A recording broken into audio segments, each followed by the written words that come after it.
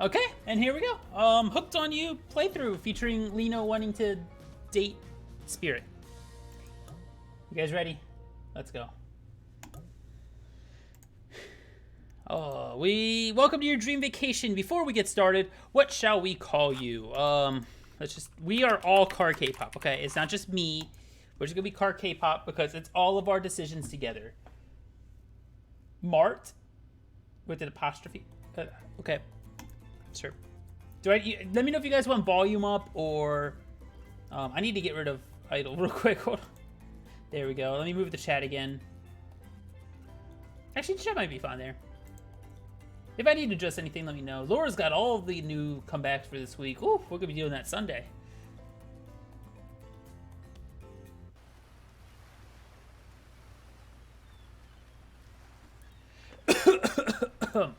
I guess I have to voice act this, don't I? Fuck. Bye, right. Okay, gotta voice act this. You woke up on the beach, soaking wet, salt water stinging in the inside of your throat, as if you'd nearly drowned. Water falls from your mouth as you open it to gasp for air. You have no memory of how you got here. In fact, you can only remember your own name, but not where you came from or a single fact about your life. What you do know is that despite the outrageous beauty of the landscape around you, you feel incredibly sick to your stomach. Oh god, I'm actually gonna like voice act this shit, damn it. Wow. Oh yeah, I guess this is the narrator. Wow, you really went down the wrong pipe, huh? You need a minute, or can I go on? I'm kind of scared already. God damn, buddy. Silence. Because I can give you a minute. We've got plenty of time. Endless time, really. An eternity, if you catch my drift. Is that the ocean? Okay. Whoa, not now, ocean. Sorry, car K-pop. May I continue? Please. Oh, my own voice has to be car K-pop, right? How do I do a narrator voice? So please go on. I need to do like a little like narrator voice. Okay then, as I was saying, or as I was, as I was saying, you look down at your feet, ankle deep in the crystal blue water of the nearly arrived wave. I don't know how to do a voice for a narrator. God damn it. I have to do so many voices. I have like two, a girl voice and a guy voice. I literally just started playing yesterday? Oh shit, we're doing a playthrough right now. Lino wants us to go for Spirit, so unless I hear otherwise, it looks like we're going for Spirit. Wait, man, I'm pretty sure you're supposed to do unlurk, right. Not lurk. I'm waiting. What is your opinion on Get Him Ugh from Bay173? I added it to my playlist. What did I add for Bay173? I added Get Him Ugh and Toes to my playlist. I like them both. It was really good. I can't remember it specifically yet. I haven't listened to it enough, but yeah, it's on my playlist. Spirit, of course. Okay, Pango wants Spirit and Lena wants Spirit, so okay, I guess you're doing Spirit. As the water resides back into the ocean, it reveals a grotesque discovery. Oh shit. That's attractive. A decomposing face stares up at you from beneath the sand. All you can do is vomit. A stream of dark bile, bugs, worms, and other ick. I don't know why I'm doing this voice either. Fuck. Questions race through your mind. Where are you? How did you get here? Who is behind this incredibly charming, well-spoken voice in your head? However, answers don't come easy. Your mind is completely blank. What will you do?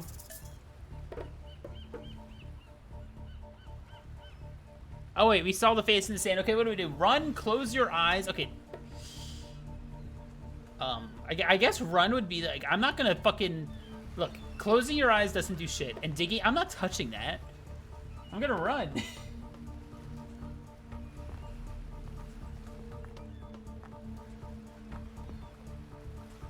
Get a Mug is a banger. I said what I said. It's pretty good. Dig it up. I'm not digging it up. Why would I dig it up? Don't be a... Okay, look. There's a difference between being a coward and touching a rotting flesh face for no reason other than to dig it up. Come on. Okay, wait. Okay, I guess we have to figure this out right now. Or is this a group game or is it me making the decisions? Do you guys want all of us like a majority vote decision? Are we gonna be doing majority vote decision or are we doing like... Come on, it's pretty cute.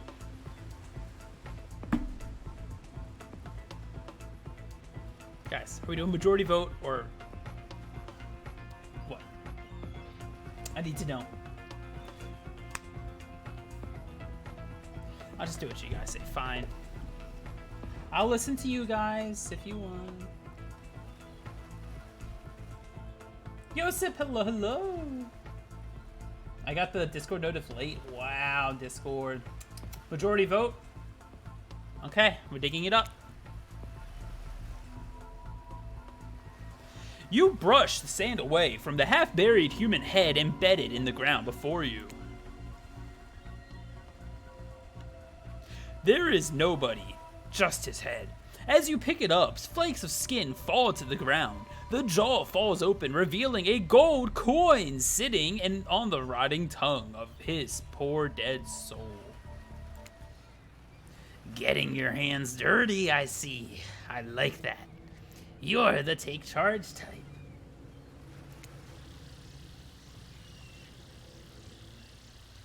You examine the gold coin briefly, happily distracted from what has otherwise been an extremely confusing morning.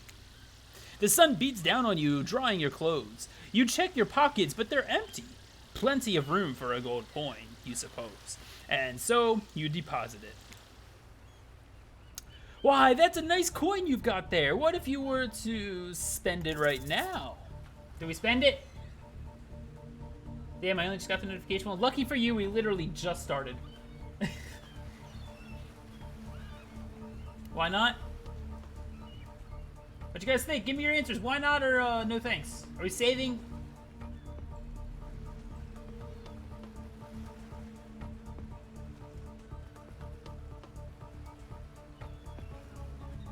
No. No's win. Have you met anyone yet? Nope, we've literally just woken up, Euse. Are you really playing it? Of course we're playing it, Oxy. Gosh. No thanks. Oh, wait, no, this is me. Hold on. No thanks. Look, I'm gonna level with you here. That coin you found? It's mine. I dropped it yesterday, and I've been looking all over for it. Dropped it? Into a dead person's mouth? Could you just give it back? Do we give it back to the narrator?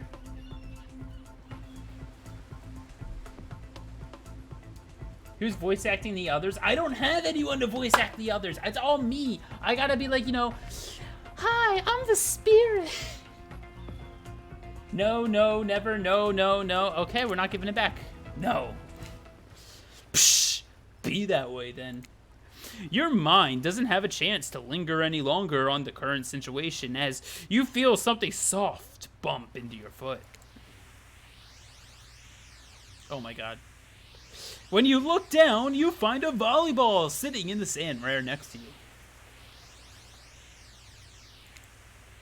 I still can't believe people voted for this. I can't believe this is an actual game.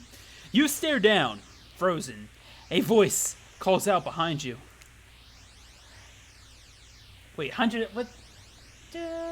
Wait, so what's Huntress's voice? Because Spirit would just be like, you know, me trying to be a girl. La la la la. Huntress, little help, please. Wait, no, that would be like Trapper. Little help, please. Like a Patrick voice. Fuck.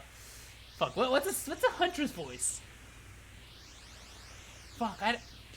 A little help, please. Wait, I don't want to do like a Russian. I can't do a Russian accent. Huntress sexy, you know.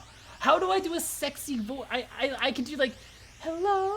But then how do I do a different female voice? Hello. But that's the same thing.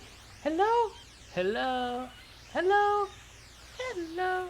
I don't know. I can't fucking do a Hunter's voice. A little help. A little help, please. I guess I'm doing a fucking southern accent for this. Imagine you were Mina?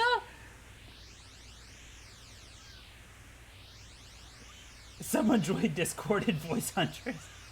Does anyone want to? Hey, are my frames low? I hope not. La, la, la, la, la. Anyways,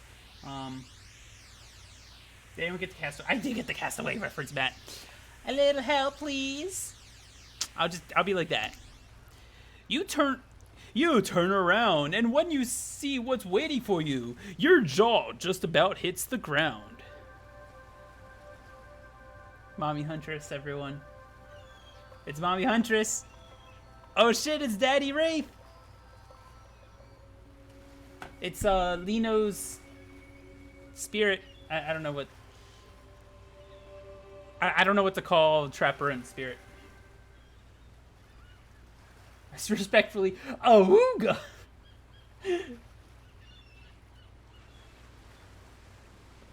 Four gorgeous monsters stand halfway between you and a well-tended volleyball court. Jesus Christ, what the fuck is this art? Oh my god, they're blinking. What the fuck? Ah, this is weird. This is fucking weird. Oh my god. This is art? No, my webcam's definitely dropping frames. I don't know why. Okay, maybe it's just me.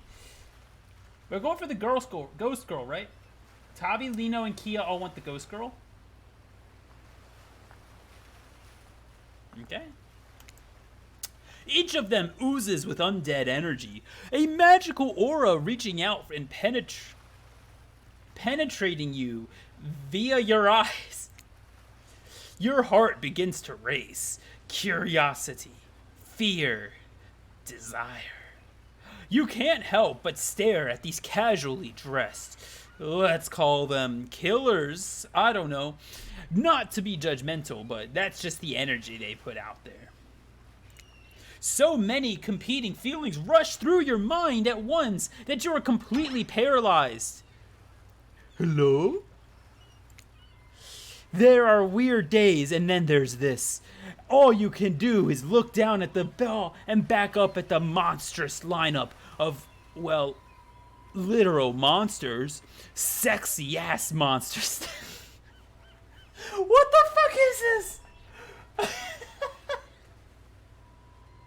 Oh, my webcam's in the way. I need to move my webcam down here. Hold on. Let me,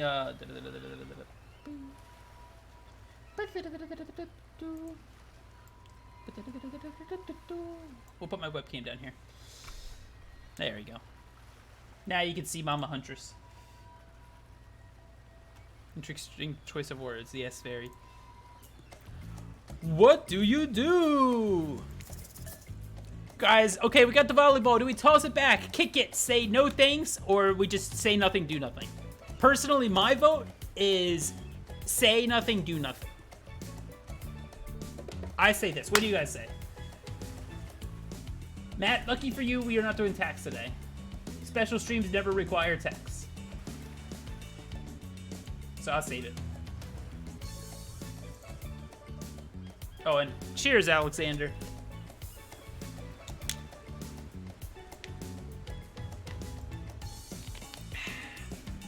Okay, what are we doing? Toss it back, kick it back, kick it back. Okay, anyone else?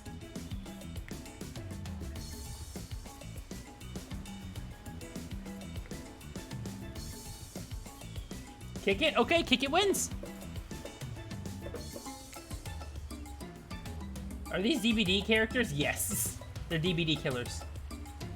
You swing your foot awkwardly and awkwardly strike the volleyball, sending it bouncing across the sand towards the Huntress. It doesn't make it all the way. Everyone stares at you, silently observing your unsportsmanlike shame. God damn it, guys. I can't wait for NCT comeback. Oh, yeah. Okay, I need to turn the music down. Hold on. This music's too loud.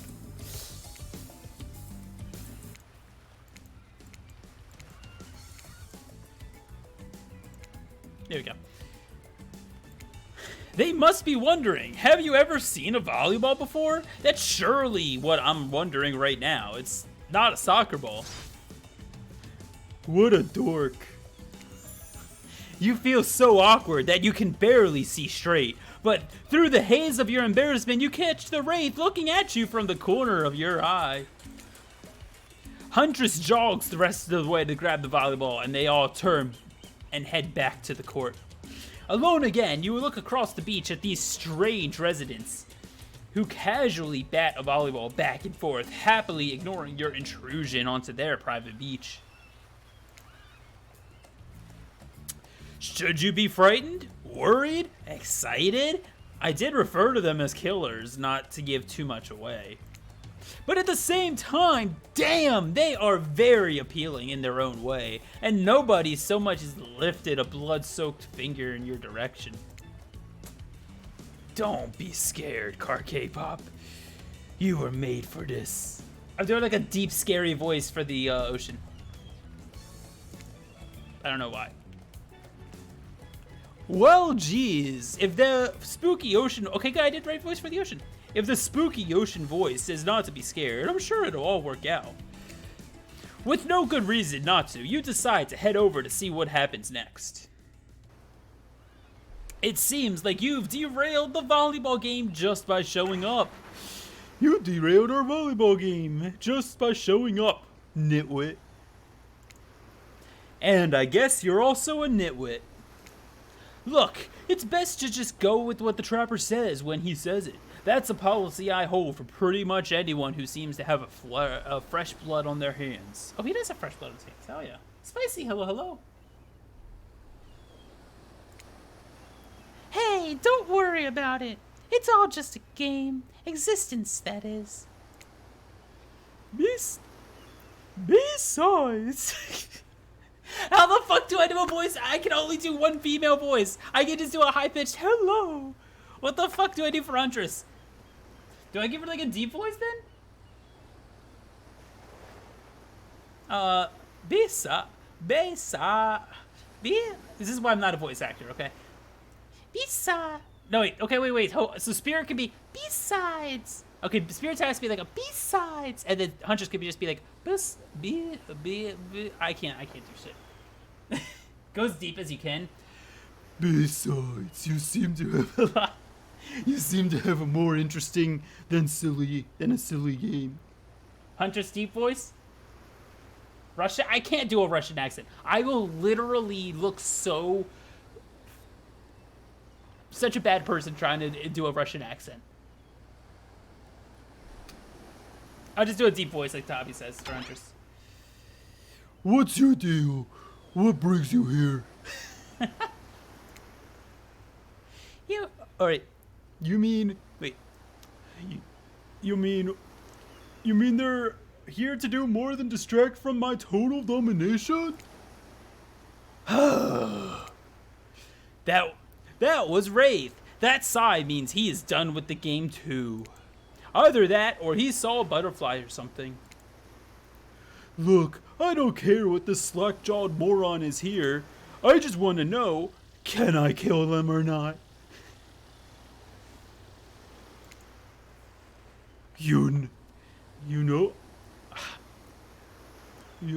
Wait, are they the same voice? Fuck.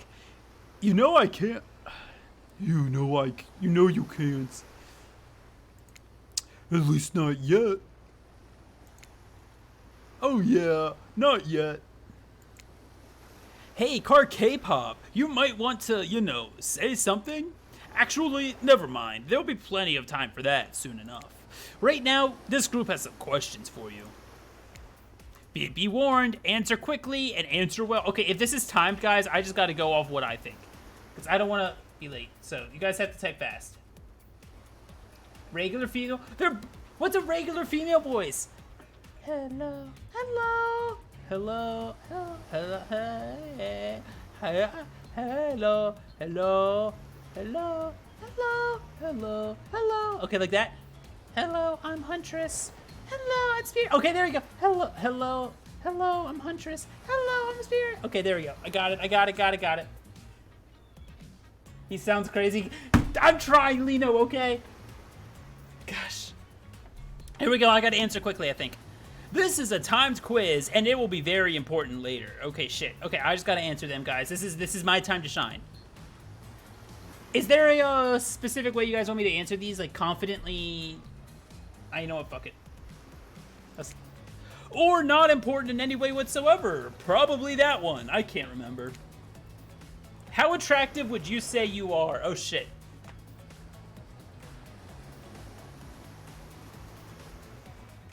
Guys, before I click on the next, what do we think? High, medium, low. Just give me high, medium, or low. How attractive are we? High, medium, or low? As a group. As a group. High, right?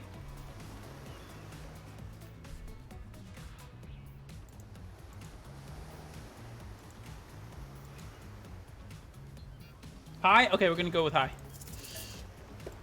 Very. I'd say I'm very attractive.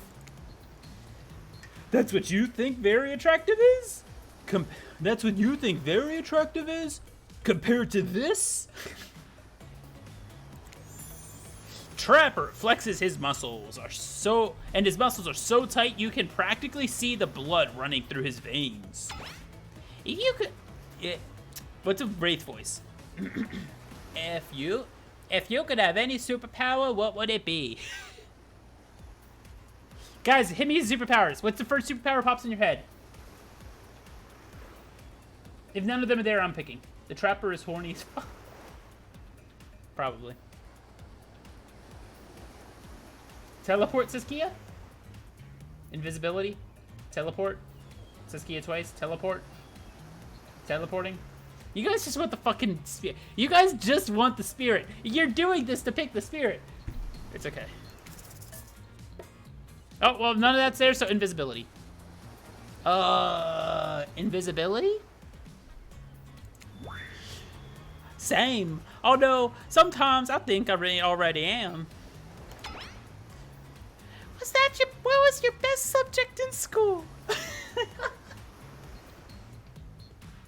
Guys, I'm a history major. I'm gonna go with history unless I see something else.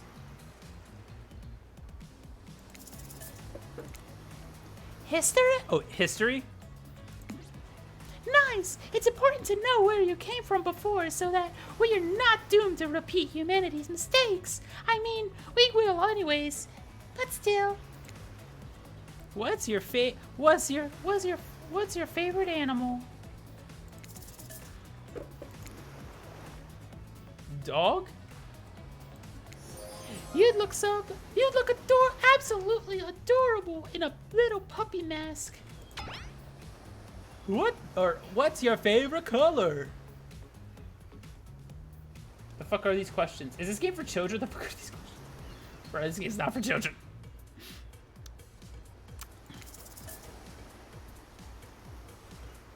We picked it up, so.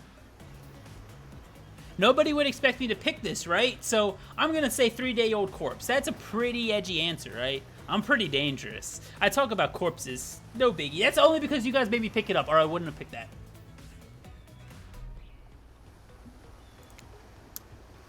Those are no good to me unless they've been frozen. You'd be surprised by how quickly good meat can spoil. Or maybe you wouldn't be surprised? I'm still getting to know you.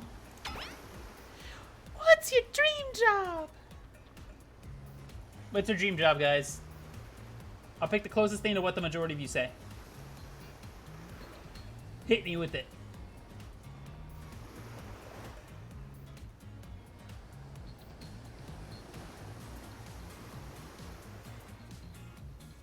Yeah, she's wearing a bikini, Tabby. It's not underwear. Streamer, ghost hunter.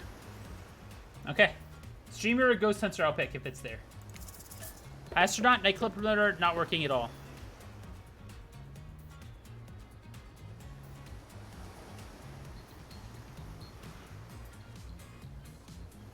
Not working at all, I guess? I'm gonna go with not working.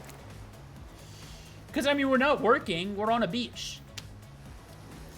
If we get to do what we really wanted, why work at all? It takes a lot of courage to break free from society's expectations to climb the ladder. Only she could spin laziness into some kind of grand crusade. These damned millennials. Best flavor of ice cream. Nightclub promoter, what kind of job is that? I don't know. Vanilla. Vanilla? My favorite flavor is pain. Same. Same here.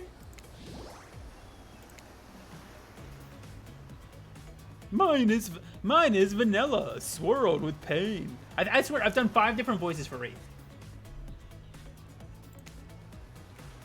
I think mine is mint chip. This is the greatest flavor ever conceived myself. But enough about ice cream, am I right? Hold on a second, this reminds me, I am right. Always. It's a lesson you should learn before we move too much further. Do what I say if you want to survive. Pick mint chip. Guys, do we pick mint chip? If he makes us pick. We're teaching lessons now, narrator. You rascal. Kill or be killed is the rule on this island. Even for faceless voices. Tell me, what's the best flavor of ice cream? I'm gonna go with mint chip, guys. I'm sorry. I hate it, but the best flavor is mint chip. So obedient. I hate mint chip, but I think you're gonna do just fine. Anywho, now that you know so much about you, I'm sure the group wants to get started, and with you getting to know them. I'm Trapper. I pretty much run things around here. I'm the smartest, richest, strongest person on this whole island. I don't like losers. If you want to know what a loser is, say hello to Wraith. Hi, I'm Wraith. I'm nothing like everyone else. I like nice people and those big dumb idiots. Wait, I know I sound like Trapper. Fuck. Hey, what's up? I'm the Spirit. I don't like most things. I don't really hate most things either. It's not worth my time. But the things I do hate, I really hate. You know? Based on my personal observations, life is nothing but suffering, and society is a carefully calculated lie to keep everyone subservient to those in power. It's better to choose to just not take that part. Jeez, it's like she was downright murdered by society. She hates it so much. Oh, no, wait, I'm remembering the Spirit story now. That's almost exactly what happened. Hey, I'm Huntress. Don't let these bummers get you down. There's lots of fun to be had on this island, along with lots of love. Yeah, there it is. I hope you know, if you know what I mean. Grow up. Grow a butt. Damn! Damn! Trapper with the shade on Spirit. Shit. I've explained this 1,000 times. I'm dead, but I'm not a literal ghost. I just create a trail of fog. I'm not made of it. At least Spirit hot. What, is Trapper not hot? Is this ripped body not hot to you, Kia? Is that ripped body not hot? Shame. Ghost Girl is the least horny of the bunch, boo. Whatever, fog body. That's not nice. He's not nice. You love it. Only sometimes. Ew, really? That's disgusting. That's why she likes it. Don't speak for me. I also hate it. Stop speaking entirely, actually. For the first time ever, I agree with the Wraith. Let's move on, otherwise they'll do this all day. Besides, if I know this crew, and I do, they'll want to show off soon enough. If we're done playing, let's do something else instead. Wow, for once I actually agree with the meathead. Wraith's body is better than Trapper's? Damn. Spirit, Wraith, Huntress, Trapper. The only correct order. Okay. I say we go to my yacht. It's the massive boat docked nearby. What's this? We're dating Dead by Daylight killers. And I'm trying to make voices for them. I'll give everyone a taste of the true luxury and power. Wraith rolls his eyes. Don't mind him. He just hates fun and happiness. No. No, I hate the endless, desperate, soul-crushing pursuit of wealth, and the way it's flaunted needlessly, and the cruelty it engenders. What about hanging out by the pool? I find the water calming, simply beautiful. Hey, what about our volleyball game? We can exercise and have some fun as a group. Are you all serious? There's a perfectly good lounge to chill out right here. I'm tired. And besides, I hate being in the sun. Where do you want to go? Oh my god, all this talking. What do you want me to do? Just talk with my normal voice? You want me to just read everyone with the same voice? Yo, my frames on my camera is annoying the fuck out of me. Why are my frames on my camera so low? I don't get it. Is it always this low? Imagine laying next to the trapper and laying your head on his chest. It's just not possible. It's too high. Shit. I want to die right now? Come on, Dynasty. You'd enjoy it. I'm just waiting to axe us, I know. Okay, where are we going? So, yachts, stay here. I actually don't know which one's what. I just know this is Trapper. I guess this is Spirit, this is Wraith, this is Huntress. Where are we going? Yacht? Anyone else have a choice? Hold on.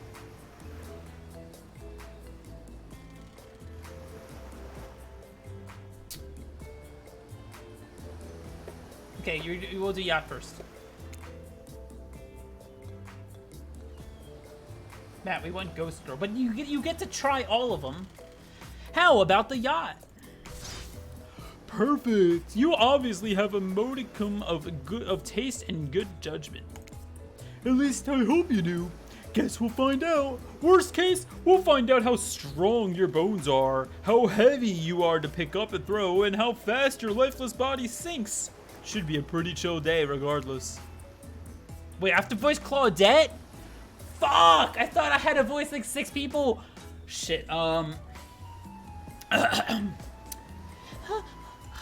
on. Okay, now Dwight, fuck. For just one moment. Dwight's a scaredy cat. So I'll just stutter. For just one moment? This is Dwight and Claudette, our activities coordinators. They're also the cooks, waiters, bartenders, janitors, and every other job. They're the only help remaining on the island. This place we call Murderer's Island. Cue dramatic musical flourish.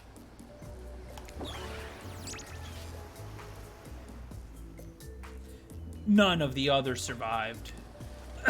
Survived the interview process, I mean. Hence, why we shall here to refer them as survivors with a capital S. These two have worked here a long time, so very long, I actually don't know how long it's been. Sorry, anyways, I should probably let Dwight and Claudette do their mandated jobs. They sure look happy, but they're vibrating with a nervous energy that is starting to give me the creeps. We will escort the group to the venue of your choosing. He doesn't look that scared though, but the Dwight as a character is a scaredy cat though. Wait, are your figures okay? What do you mean? His figures look fine. However, in the future, we recommend waiting for us to present you with your options whenever possible. Don't just run off with various activities unsupervised. We don't have much autonomy around here. The least you can do is allow us to do our jobs. Okay, I need to stop doing voice acting. Fuck, I'm not good at this shit. I'm just gonna read it, okay? I think that's gonna make it more listenable for you guys. The most you can do is help us get off this island. Dwight! Yeah, pardon me. Please excuse. Follow us. I don't know why I said excuse. Yes? something I can help you with? Those two, Claudette and Dwight, did they just start to mention something about wanting to escape? Is escape an option? Should I be trying to escape? Escape them? Oh, no. I think you're mistaken. It seemed like Dwight was asking for help to get off the island, though. Oh, right, that. Yes, that's true. He was, but he just meant that he wants to go to the other vacation island getaway a couple miles south of here.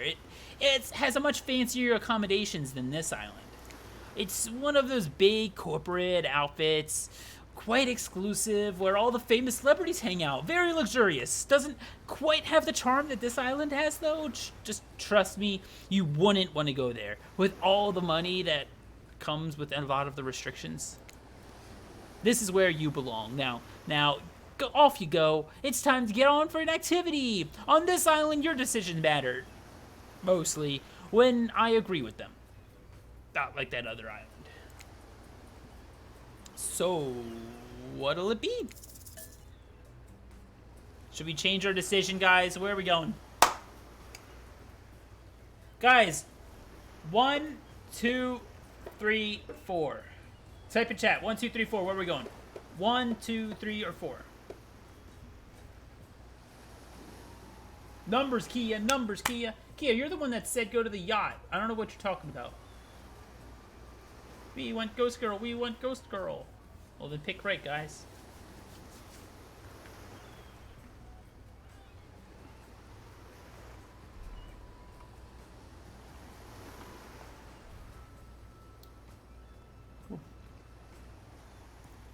Okay. 1, 2, 3, 4. Where are we going? Oh, so I'm just picking. I don't know where the Ghost Girl is. I don't know which one the ghost is. I don't know which number's ghost, okay? Jeez.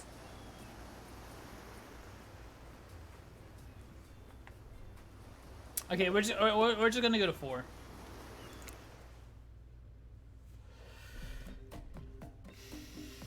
Trapper's very pleased with your choice. Not just because he owns this boat either. Clearly you understand the importance of appreciating the finer things in life. Unfortunately, though, this means these uncouth heathens are on now on my beautiful boat. I'll make sure to help wash it out as soon as they leave. Not exactly a genial host, but what he said isn't the worst thing about his comments. It's that he made them in front of everyone else, loudly. They're used to it at this point, though, so it's time to get to the good stuff. Eating. As the guest of honor, you can choose the appetizer. Here's a menu. What do you want served? Beef carpaccio, veggie hummus platter, something in French. My vote is beef carpaccio. I don't even know what carpaccio is.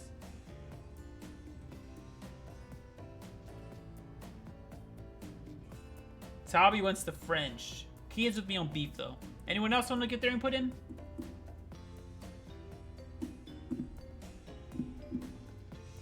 We need one more tiebreaker. We need one tiebreaker, guys.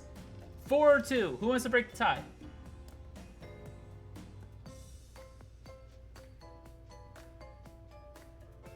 I have to go to France soon anyway. He did say he likes the finer things, so maybe we should pick French, because he said he likes the finer things in life. Okay, Woody broke the tie with French anyways.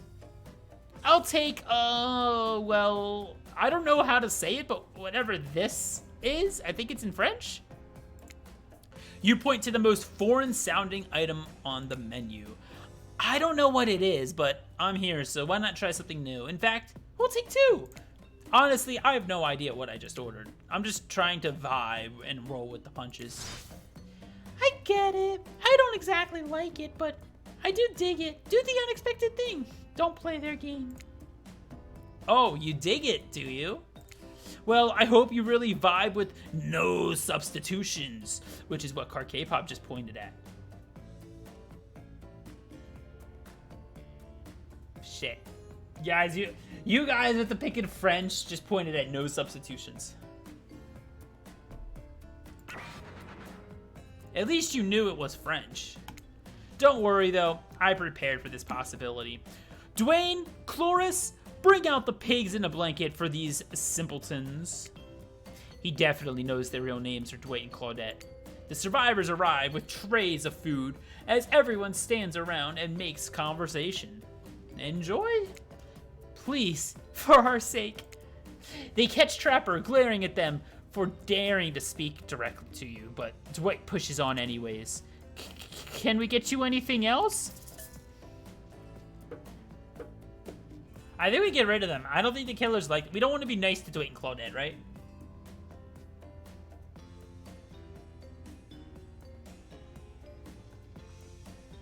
I say get rid of them.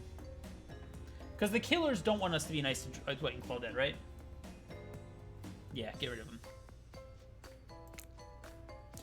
What you can do is get lost now! Trapper snickers at your casual abuse of the lowly survivors.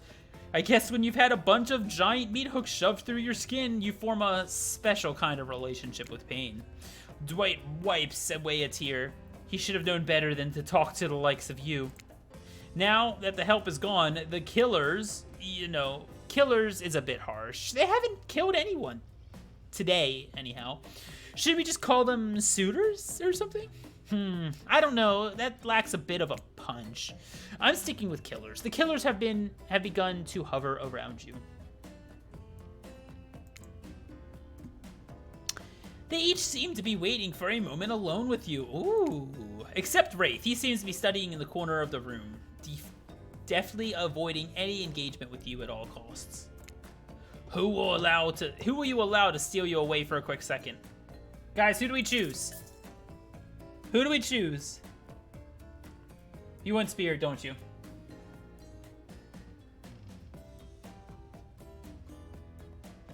Yeah, I know you guys.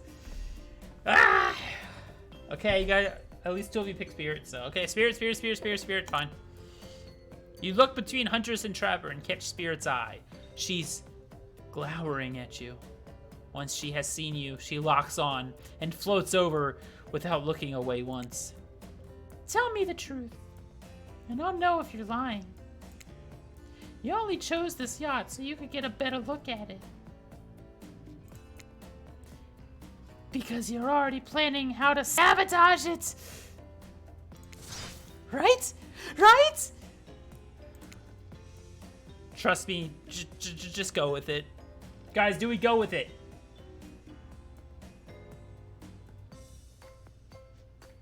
Do we go with it, or... Yes?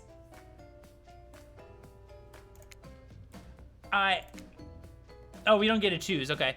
Of course you are. These big dumb boats are so obscene. They're nothing but floating tributes to the wasteful megalomania of the uber wealthy. This pleasure barge belongs to the bottom of the ocean, but not before the obnoxious elites who believe this kind of lifestyle is righteous are chained up inside of it. Excellent idea. To push them for their excesses, we'll watch as the screams bubble up from the air of the watery grave. Congratulations on getting the full Spirit experience so quickly. Or condolences. Either or. Everyone, put down your appetizers. I'm bored, and on my yacht, that's unacceptable. Declan? Yes, sir? Prepare a libation. Something that will impress our new guests. By the looks of them, it shouldn't take much. Carla, make sure we've got the boat boozy and non-alcoholic versions available. Nobody has to drink it if they don't want to, but I'm a killer, not an asshole. Declan? Carla? I thought your names were Dwight and Claudette. Who the hell are Dwight and Claudette? Hey, Daryl and Christina. Do you know these two? Maybe they work over on that island. You, carkpop, ready your mouth hole. Oh my god, that sounds so bad. Wow, this guy really knows how to sell a drink. While undoubtedly crass, he does have a point. A minigame is incoming, and success or failure of your quest may very well depend on the readiness of your mouth hole. Minigames consist of 2 parts. On top, a pointer which rotates in a clockwise direction. And at the bottom is the target that you're trying to be pointed at. Sometimes the target is immediately visible, and sometimes it's hidden until the pointer arrives. Press the spacebar to stop the pointer, while over the target to win. Fail to land on the target, and you will lose. To achieve perfect success, land at the start of the target area, not the end. Okay, you ready to play? Or would you like me to repeat that? Guys, I'm ready. Let's do this. God damn it, he added that as a quote. Fuck. You guys are gonna add so much of this as quotes just because I'm reading it. Shit.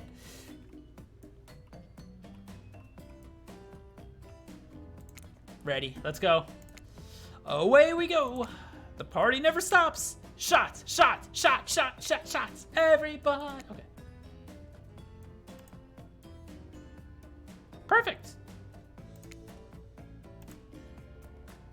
Perfect. Perfect. Perfect. I'm good at this shit. Damn it.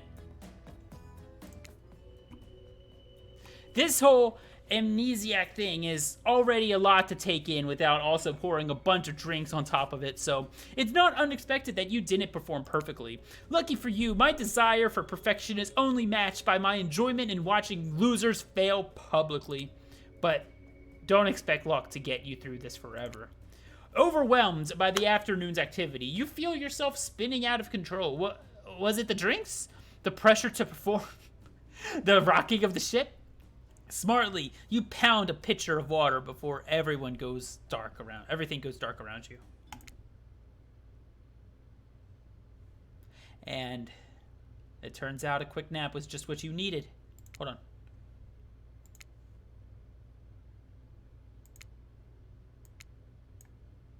Oh, that's better. Now you guys can read it too. Okay.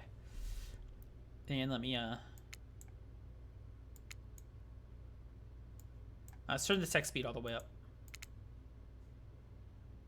There we go. When you come to, Dwight and Claudette are somehow already back on shore, waving at the boat. I'm pretty sure that means it's time to head back and leave this yacht behind. What a shame too. Trapper planned to serve live monkey brains as an entree. Damn it. Funny how this is somehow scarier than normal. Is it, Woody? It's a thing. Yeah, Cat is Green. This is like new. This is like came out a week ago. It's like a legit 2 from the devs of DBD.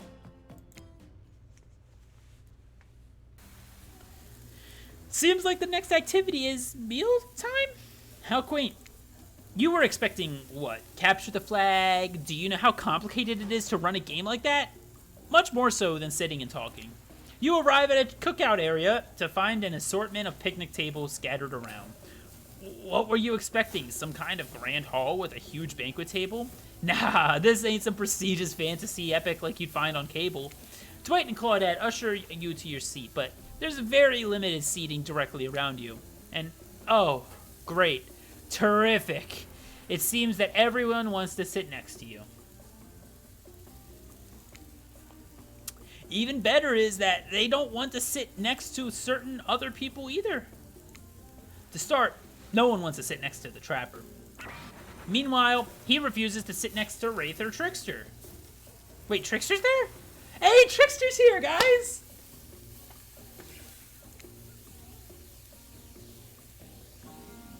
Oh yeah, Trickster is here. Surprised? Yeah, well, they don't call him Expected Stir. But that wasn't that funny. I'm sorry. Even I get nervous around crowds of killers. And my whole shtick gets a little flustered. Hey there. You're looking good, kpop. Real good. And we literally can't let hunters and trappers sit together. No, seriously, their arms are too big. They can't fit around the table if they sit side by side. Look at this, we can't even fit everyone on the screen at the same time. You probably think it was an error, but it's not. It's completely intentional. Let that be a lesson to you. Every error you see is a choice. Got that?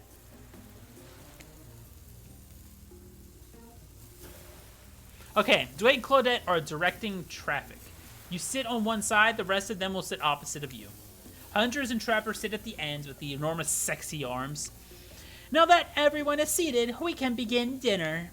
Tonight's meal was prepared slowly and carefully with both love and hate for 12 hours over a spit. We hope you all enjoy. We really, really hope you do. Hey, you didn't actually tell us what you were serving. What are we eating? It's meat. Seasoned with a specific number of special herbs and spices that we simply can't divulge. My favorite. Meat is good. Meat is murder. Which, considering what you've been up to, who are you to get judgy now? I'm just sharing facts. And you need to murder something to eat its meat. So that's, like, technically true. Technically true is the best kind of true. Okay, enough yapping, let's eat. Hey, carkpop, you thinking what I'm thinking? It's gonna be a person on that spit, right? Or several parts of overlapping people, perhaps. I haven't seen many pigs wearing palm tree button-down pants, When you look closely at the spit, you spot what definitely appears to be scraps of fabric sandwiched between some layers of meat. I think I might be sick. Is there anything else to eat? This took 12 hours, and we do literally everything on this island. Actually, there's one thing you're not doing today. You're not carving up this delectable meal. Wow, he's right for a change, because I am with my broad axe. It's the perfect tool for easily chopping anything in twain. First, who says twain? Sometimes I swear it's like we're all from completely different historical eras. Second, I'll handle this with my cleaver. Fast, powerful, and clean. At least it's clean when the meat is cooked. No blood. Ugh, you two are your ridiculous bicep swinging contest. Enough, grow up. Obviously, my gorgeous katana is the only option. Obviously. The hell it is! Oh, I'll show you both my katana and send you the actual hell if you'd like. Emmy, hello! Please stop, please. I hate when we fight, or talk, or even when we look at each other in the eye. I can do it.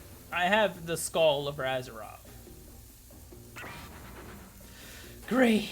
Instead of slicing it up, you can club it to a second death. Hey, carkpop, I know this isn't what you want to eat, but hurry up and volunteer to carve up Felix, I mean dinner. So, wait, who do you guys want to carve it up? Woody says Spirit. Otherwise, this might go on for hours. No hyperbole. They even argued over who had the most effective weapons for 72 hours straight. And it doesn't matter which one does it. When they're done, it will likely take even longer cleaning up their weapon. All while explaining the value of maintaining your tools. Despite being a bunch of cold-blooded killers, for some reason, they're always terrified of... Really? They're terrified of tetanus? Hey, why don't you just let me carve up dinner? Splendid idea! We'd hate for it to get cold. He hated it. He hated when it got cold. Here's a machete, freshly sharpened. Okay, we're back at minigames. We already read this. Okay, you guys ready? More minigames. Let's go. 22 hours. Here we go.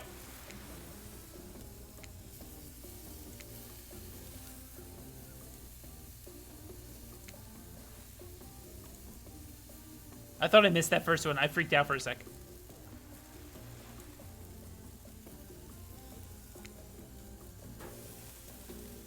Oh, I'm good. Let's go.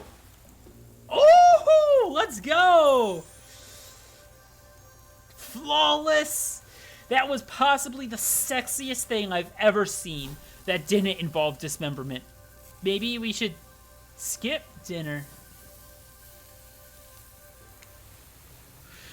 Settle down. Let's not get ahead of ourselves. And remember, carkpop, don't show all your cards just yet. You don't want them to expect anything.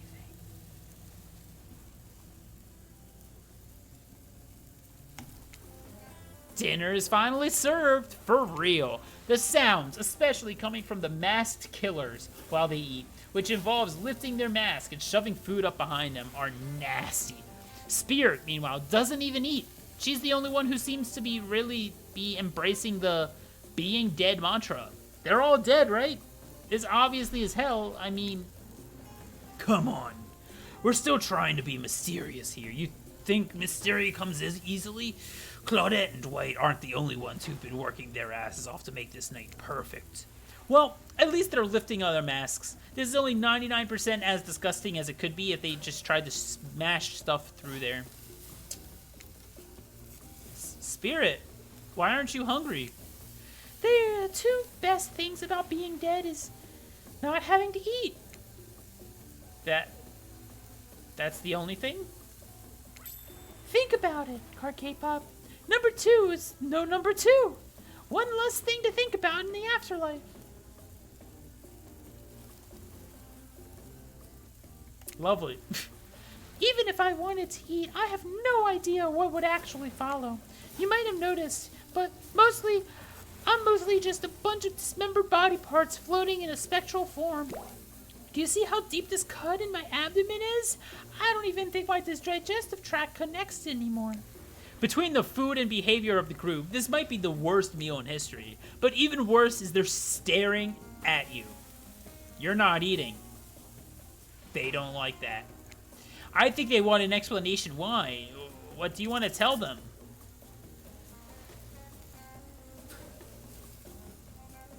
What do we say, guys? I think look at that seagull. Kia agrees. She's hopping up at the party. Yeah, you guys have to look at their personalities too, okay? Sheesh. Wow, you ever see a seagull that big? I haven't. That's incredible. Anyways, what were we talking about? Lame misdirect. Yeah, she's right, carkpop. Pretty lame. Own who you are. Never compromise. Didn't you wash up on this island with no memory of who you are and how you got here? Yeah, you did. Poor thing. You have no idea the last time you ate a real meal, and you've been standing in the sun. But the seagull. Uh-oh, he just made a lot of good points. I swear. You're beginning to feel lightheaded. It waved at me, though. Maybe you need to eat to survive here. Either that or someone poisoned you. No, wait. You haven't eaten, so you can't be poisoned. Whatever the answer, you're clearly about to pass out. Oh, hey, it's me again. Your friend, mentor, and guide, the narrator to the narrator, the ocean. Not sure how I feel about characterization, but I'll allow it. Oh, wait, that was the narrator. Fuck. I brought you here, and I might be the only one who can help you now. There's only one thing you must do to survive. You have to figure out why you're really here. No one can tell you, not unless you follow the right path, or at least a right path. There's too many of those to count. Hopefully you can pick at least one of them. Because there are even more wrong paths. Many of them lead to your demise. Others lead to something even worse. Starting scenes over and having to fast forward back to where you were. Am I right? For this place holds many secrets, even from itself, but the one that truly matters can only be learned if you answer the most important question. Why are you here? Why are you here? Answer that and you'll learn the truth. The ultimate truth. vague, mysterious. I gotta give it up to this ocean character. That's some pretty quality early game storytelling. Hold on, I'm back. One more piece of advice. You've made many choices by now. Some of them I liked, some of them I did not. It's in your best interest to make more choices that I like. But they're mine to reward. I accidentally clicked twice.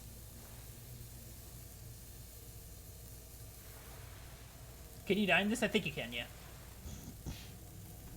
And if you want to truly succeed in this place, you'll need my help. That voice, man. Oh, that hurts.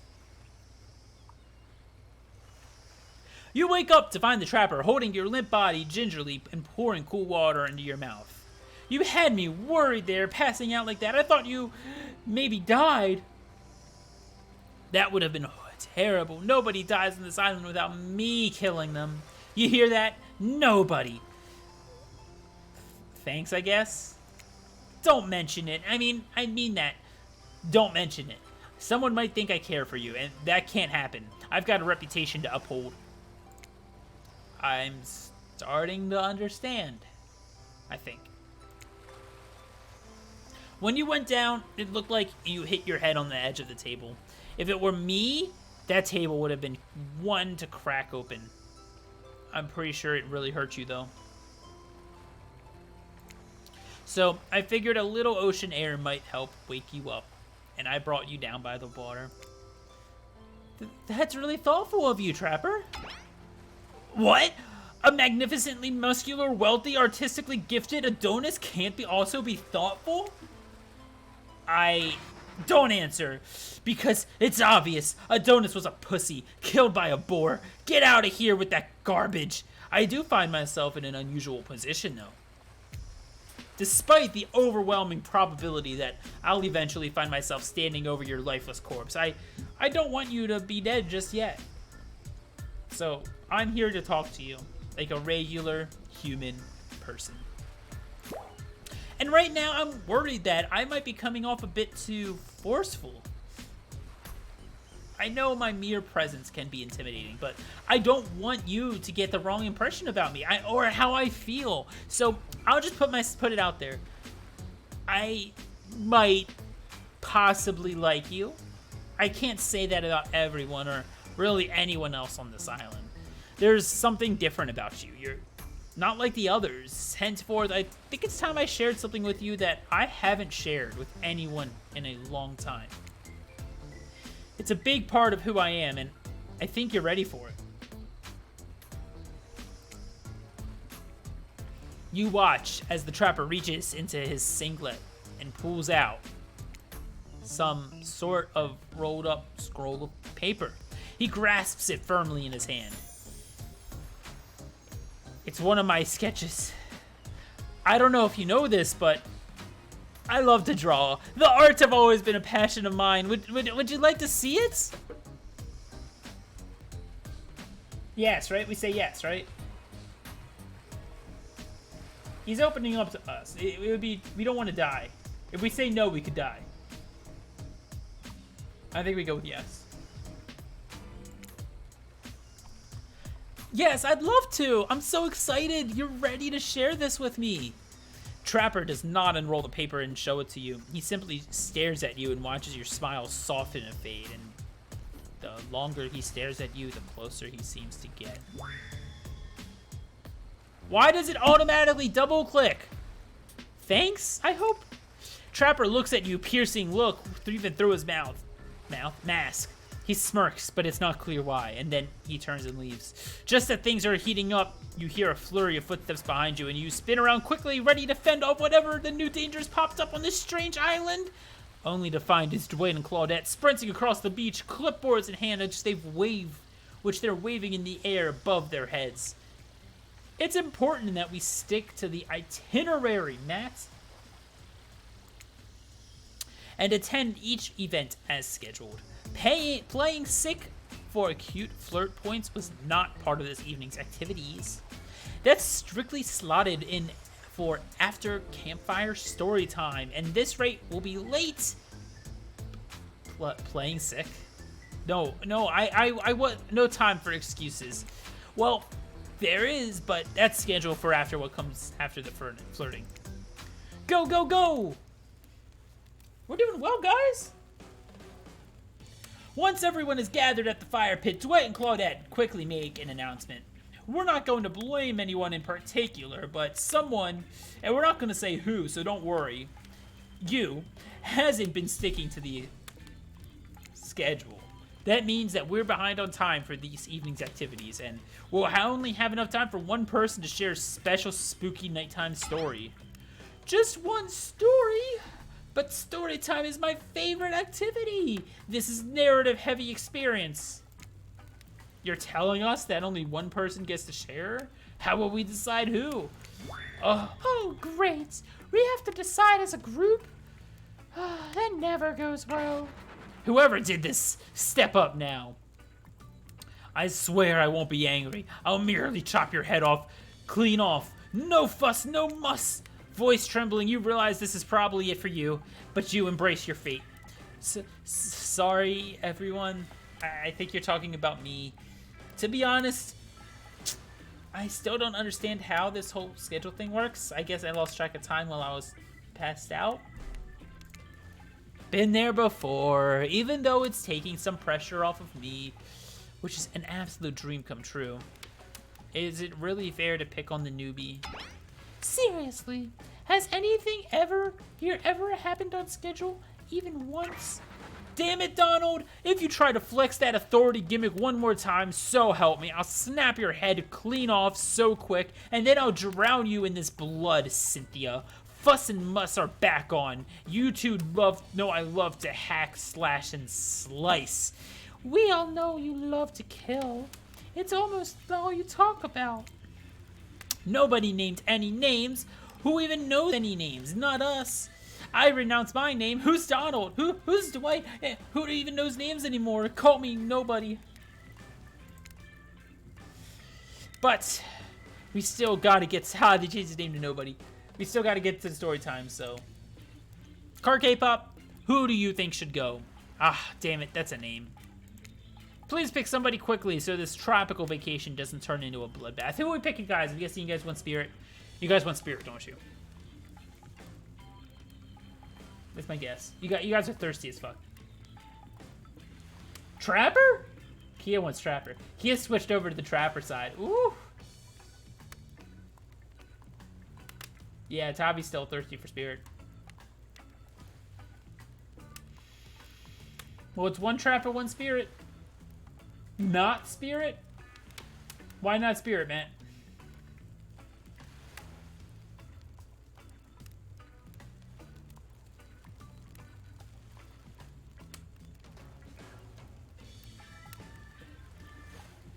I didn't get it why. Spirit looks to be winning. She's boring.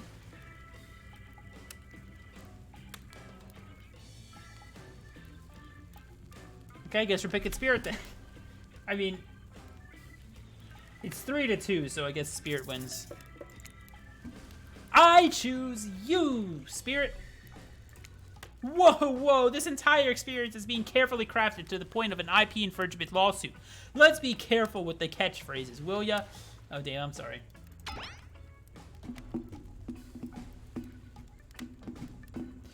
Really? You want to hear from me? Spirit huffs dramatically, rolls her eyes as she gets to her feet in front of the campfire. Don't let her talk you out of it. She's great with ghost stories. I don't know where she gets it, but she comes up with the scariest stuff. Seriously disturbing. Even to me, and I literally pulled a guy's skull and spine out once with my bare hands. Talk about bullshit stories. If everyone else is going to chit-chat, I guess I could just sit down and... Huntress's eyes go red behind her mask. Both Trapper and Wraith take their seat.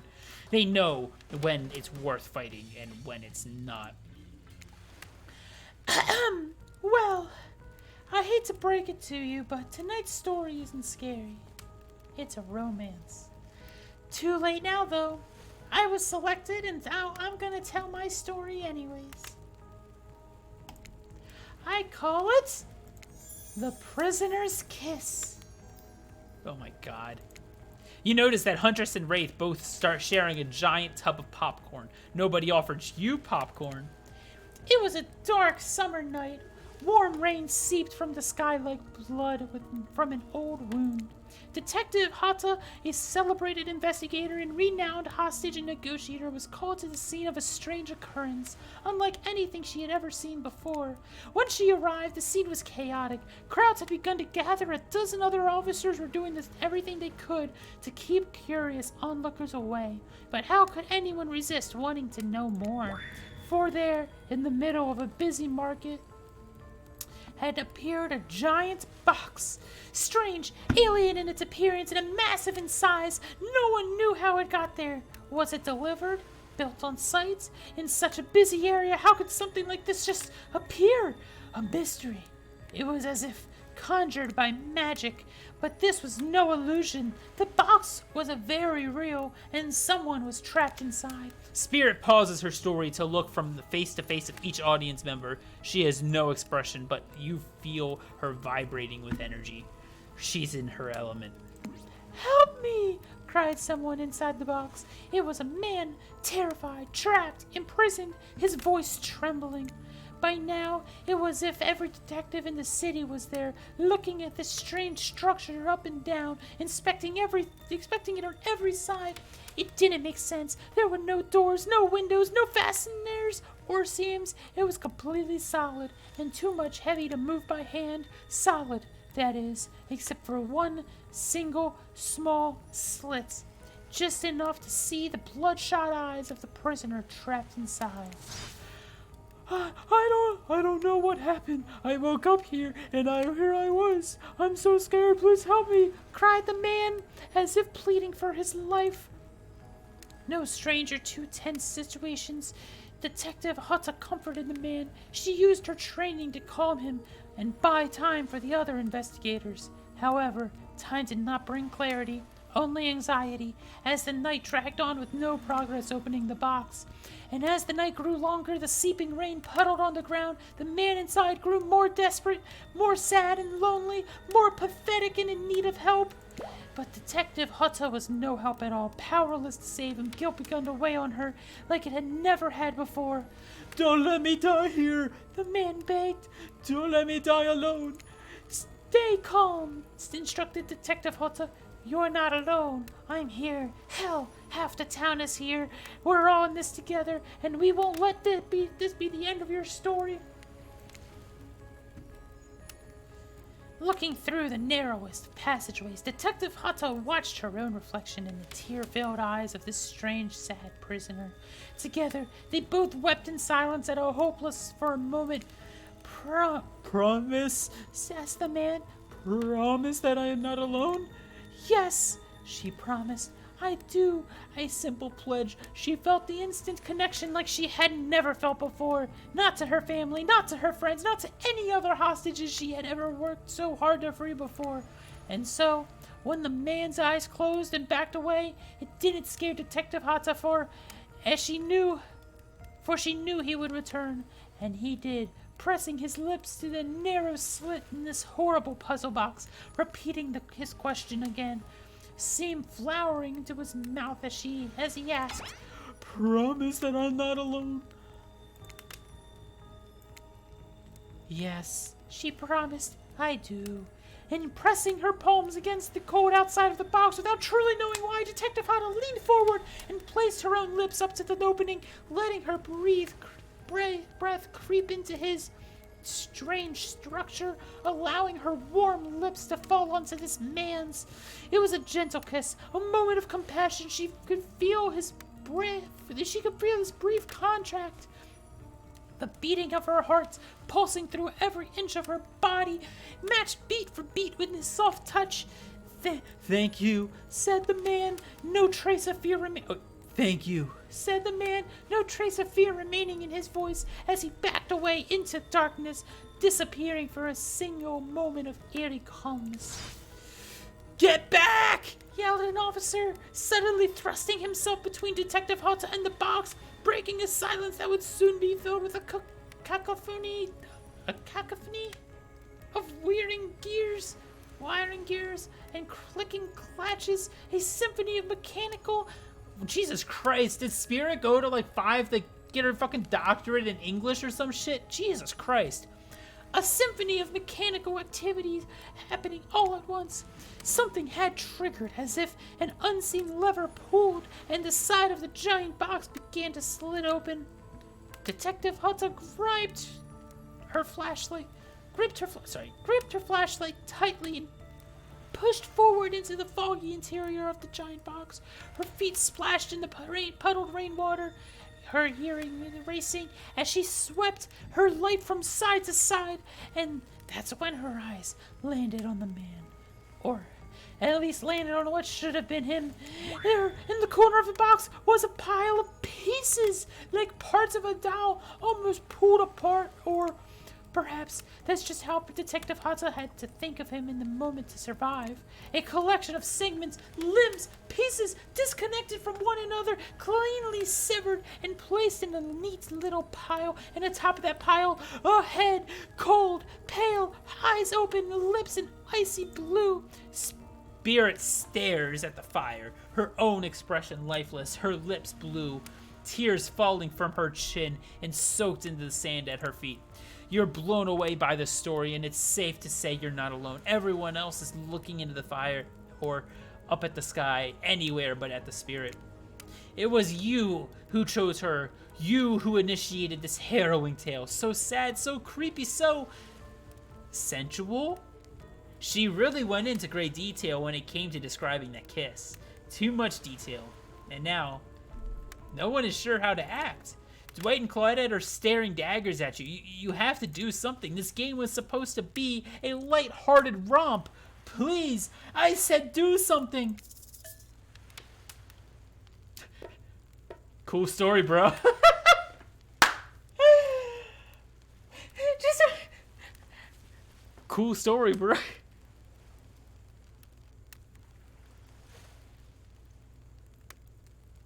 Aw, say nothing and hug her. Aw. Kia says hug. Kia's the only one who's gonna say something. I'll just pick hug then. She. Whew, I hope you guys like that ghost story. I got really into it. Okay, let's do hug then. You stand.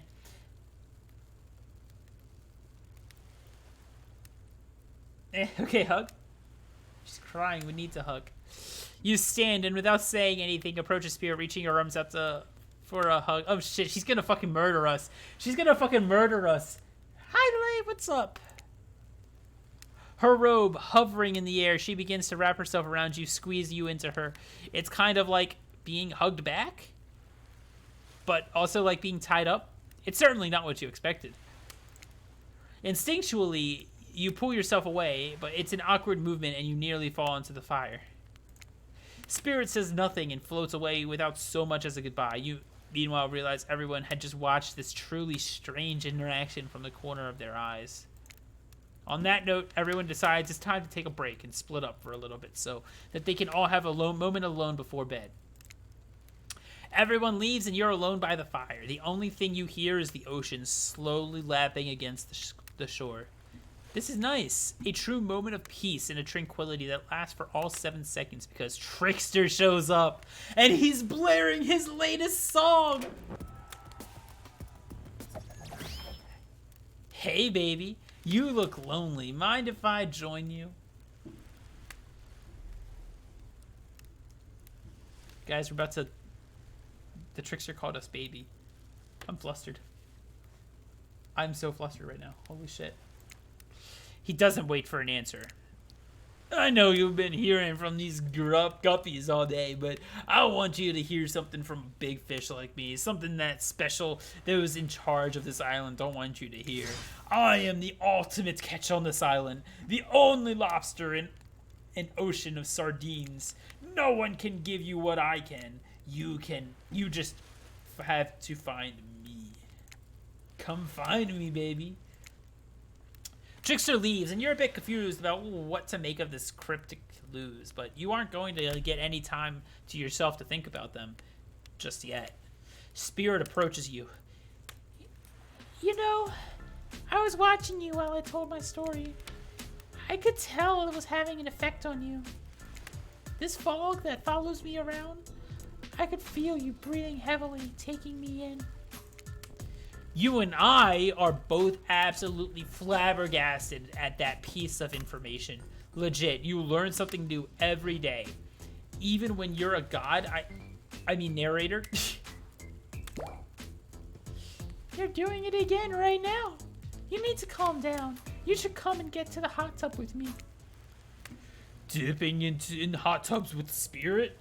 You've come a long way in a single day. I'm not saying you shouldn't follow her. An offer like that, just don't forget her little talk. Oh shit.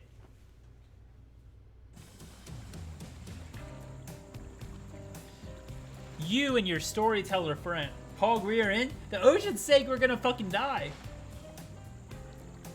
The ocean said don't follow her, and he said earlier that, like, listen to him or you're gonna die. You and your storyteller friend slip into the water. It's just the right temperature for an evening dip. Plus, if some jealous sharks come along and manages to jump from the ocean into your pool, you're also pretty sure your killer companion could handle it. I just want to be totally clear. Even though that story bore some similarities to my life, it was not about me in any way, shape, or form. Not symbolically, not metaphorically, not in any other ically. I believe you completely. Sure, you were cut into some pieces in your life, and so was the person in your story. A perfect normal coincidence. Sure, you're on this island, trapped, one might say, in a most puzzling of place. Also a completely regular coincidence. And sure, his lips were blue and your lips are blue. Really? You'd call this blue? Revenge! Okay, so some similarities, so the similarities stop there, I guess. Coincidences. Sorry, the coincidences. Get this through your head, whoever you are. Samurai blood runs through my veins, or, well, maybe it has coagulated by now, but no need to sweat the details. Regardless, I'm a descendant of noble warriors. Thousands of years of training with bladed weapons preceded my entrance into this world. Do you know how many swords that is? A lot. You've got to figure out that with that many sharp edges, one person's bound to get disconnected from a body part here or there. The truth is, and I wouldn't typically share this with, so don't get blabbering about it. I dreamt that story, like watching it a movie in my sleep when I was a little girl, years before my father sunk his blade into my skin. If you guys don't know, her father killed her. That's her backstory, if you're curious. Anyways, continuing. My frames are so low, look at that! Camera's annoying. 30 frames per second. Anyways, I've never been able to shake it. that's a very adult story for a child to dream. Do you believe me? Yes, no, who cares? Do we believe her? I'm assuming you guys want me to say yes. I'm gonna preemptively put it over yes.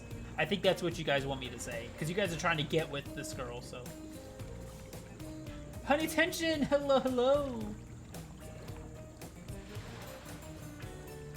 Okay, I'm just gonna pick yes then. Okay. I know we just met, but yes, I do believe you. The way you told that story, it clearly came from a place somewhere deep. Fool! Who taught you to trust a stranger? You're going to get hurt if you don't learn to take better care of yourself. Now you've got me wondering, do I believe you if you believe her or not? And if I know everything, because trust me, I do know everything. Don't I already know the answer to my own question about if I believe your answer to Spirit's question? Whoa. Ocean Air got me tripping. Sorry, I didn't mean to distract both of us. What's important is that a certain corpsey cutie floating in a cloud of magical mist might still be waiting for you to say the right thing and free her from her puzzle box. If you believe that she is there, damn it, you got me going again. Unfortunately, before you can follow this conundrum that will surely be a mind-numbing cycle of new questions, you find a certain to someone standing before you with a fresh towel ready to dry you off. Sorry, kids, but it's time for bed. I might be the youngest one here, but I'm no kid. I do, however, love being wrapped up in a fresh, clean towel. My mother used to help me wash my hair when I was young. She'd comb out all of the tangles and tie a ribbon around it before sending me on my way. I miss her. You watch as Spirit stares off to the distance, her hand gripping into a tight fist as she doesn't notice you're watching her at first. When she catches you looking, she turns away, roughly grabs a towel from Dwight, and then pushes him and Claudette aside as she floats off. Whew. You head over to the campfire. The heat is comforting on this chilly night. Looking into the crackling embers, you think about Spirit's story, about the prisoner in the puzzle box. If you manage to escape this place, will you leave with your life? Or has it already been taken from you, and it's just a matter of time until you make a gruesome discovery? Before you can dwell on this too much on your fate, Claudette and Dwight arrive. They're now creepily familiar smiles stretching from ear to ear. It's a bit menacing to see a smile like that by the firelight. We must apologize for our accommodations. We weren't prepared for another guest, but we're going to make sure you're comfortable or die trying. They hand a pillow, then a blanket, and welcome you to snuggle by the fire. Perhaps some music will put you at ease.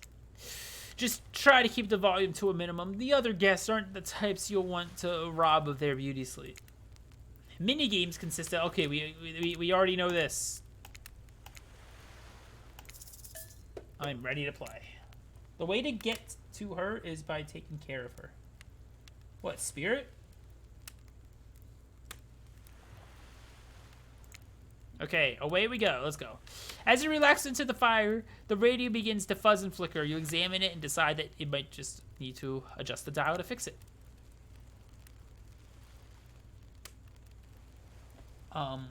What am I doing here?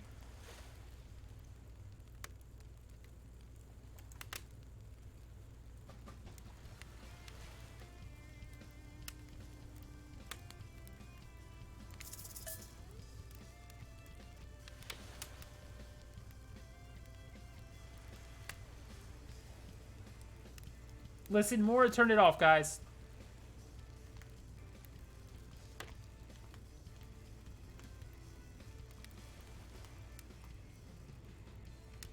More? Off?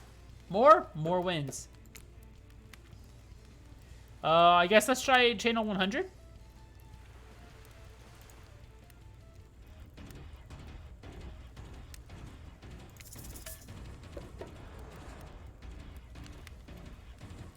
More, turn off.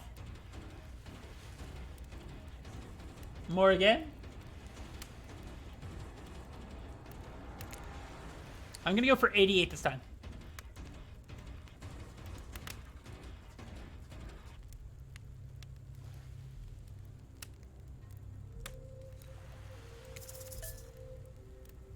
Ooh. What's to gain? I have no clue. More or turn off? Do we just click on... Should I just do every station, guys? You don't hear it? It's really quiet.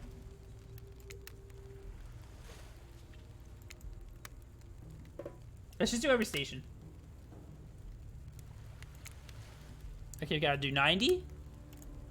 Oh shit, I hit the wrong one.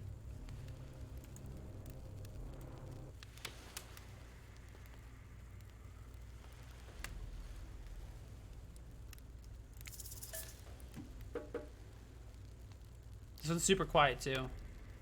It's just like ambiance. Okay, let's try 92.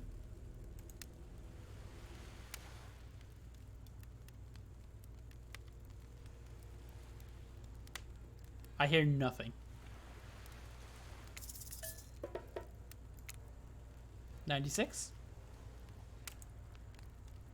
All right, let's talk about our community. For us, it means two major things. First of all, the community is you out there.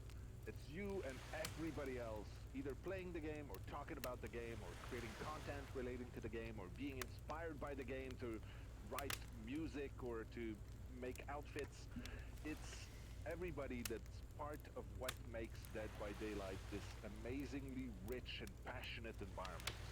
It means groups of people who interact on every single possible social platform. Okay, we have to do 98, I think, and then 102. It's even the people who play by themselves. I missed. Okay, I didn't miss. Shit. 102?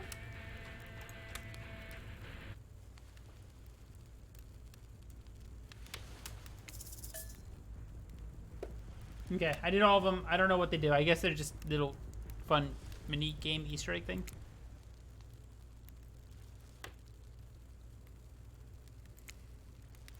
Who would you like to summon to your side as you lay by the fire to talk with? Oh god, you guys want Spirit more, don't you? Or are we choosing someone different? Okay, I feel like we've at least had a little bit of binding time with either Trapper or Spirit. Do you want to get to know Wraith or Huntress? Or should we just keep talking to Spirit? God, you guys just want Spirit, don't you? Fucking thirsty chat. Matt wants the Amazonas. Ooh. Yo-Yo wants Spirit. Okay, we got two for Spirit. 1 for Wraith, 1 for Huntress, 2 for Spirit, 3 for Spirit. Ah, looks like you're going with Spirit. Y'all really want Spirit. Holy shit. Okay.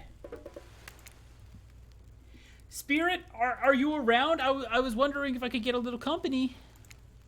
Spirit tells you her secret for falling asleep when she's restless. I like to listen to flute music, dab on some essential oils, and steam my pores. Really? What? Even the dead like to relax. I don't really have any of those things around, though. Oh, we've got her comb. Spirit reaches out and presents you with a unique item. It's a small comb carved from the bamboo. I guess you could hold on to this. It was a gift from my mother. I will want it back, though, and if you lose it, well... You'll get revenge on me? If it's the last thing I do. You finally start to feel sleepy, except maybe this isn't really a sleepy feeling. Maybe it's more of you're paralyzed? You try to keep your eyes open, but you can't. Darkness overtakes you. The dark voice from earlier speaks to you again. It shouldn't still be as spooky, but now you've had an entire day of strange voices in your head, but this one is still undeniably odd. Had a good time on this private yacht today, huh? That comforting rocking sensation, that was all me. Oh yeah, you're welcome. You awake suddenly to someone looming over you. Huntress is rifling through your pockets. Oh, you're awake? I wasn't stealing from you, merely trying to get to know you better by seeing what sorts of trinkets you like to keep close. I saw you with the Spirit right before bedtime. Look, I'm not saying I don't trust them, but, well, yes, I'm saying that. I don't trust anyone I don't already have tied up. So I was making sure that they didn't do anything fishy. Bro, she was trying to take her comb. And I was making sure you're not a soldier. Soldiers killed my father, you know. While I've got you, you should really consider spending more time with me. I'm not scary. You're not? Not at all. I'm just a lost girl on a big island.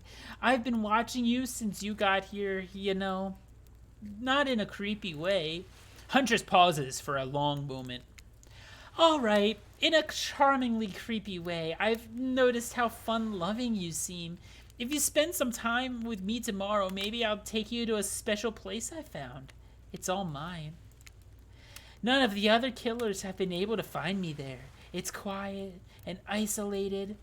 Maybe I'll even show you how to make some beef stroganoff. That's all sounds very enticing.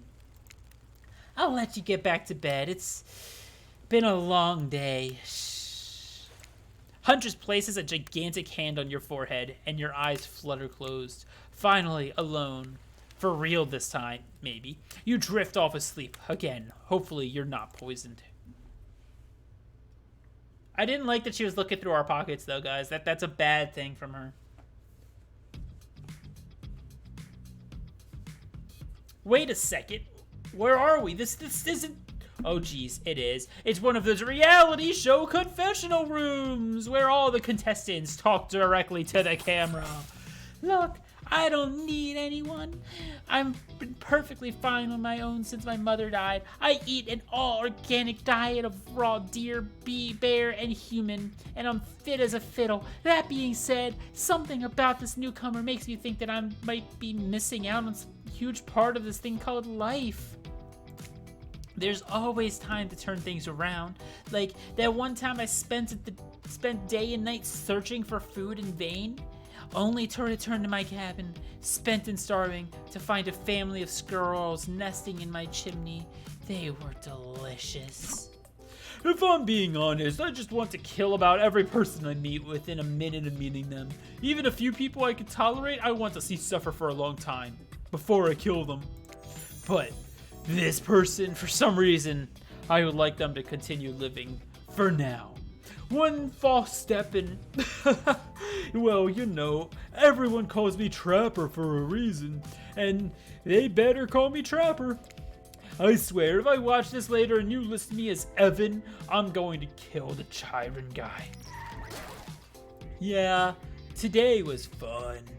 I don't want to get ahead of myself or really invest in something that might hurt me, so I don't know.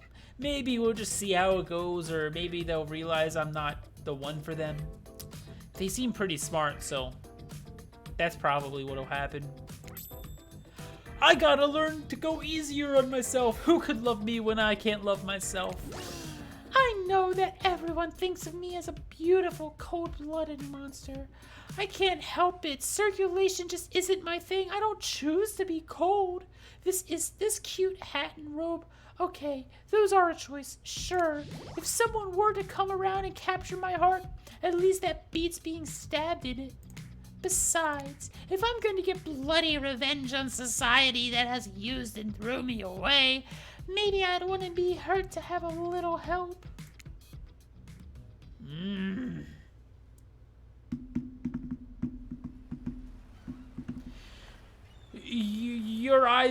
You open your eyes, the sun is shining, there's not a cloud in the sky, and you feel great. Totally well rested. You're not even suspicious of the fact that you fell asleep by the campfire but woke up several yards down the beach. Wait, are you on vacation? Was yesterday nothing more than a strange dream? No, not a dream. You really are here for another day. Why? I have no idea. You're obviously a weirdo. Speaking of weirdos, I see the rest of the gang is hanging out on the beach. This is definitely not a dream. I wouldn't rule out a nightmare just yet, though. At least they make a sexy bunch, no? And talk about sexy, here comes the trickster carrying coffee. Morning, beautiful. I thought you might like a nice cup of joe to start the morning on this incredible day off, right? Look at that coffee. Trickster seems suspiciously cheerful. I'm sure there's nothing nefarious behind his joyful demeanor, though. Everyone knows musicians are morning people. We also want to wish you luck. Today is an important one. Oni-chan? My only regret is that I won't be a bigger part of it. Budgeting issues. Also, I am just swamped with engagements, especially on the other island. Trickster winks at you. If you want to ask him how to reach the other island, now is the time. Never mind. He left. Well, at least he brought me a cup of... No, wait, don't drink that. What the hell is that? They don't call him Trickster because he's good on a skateboard. Okay.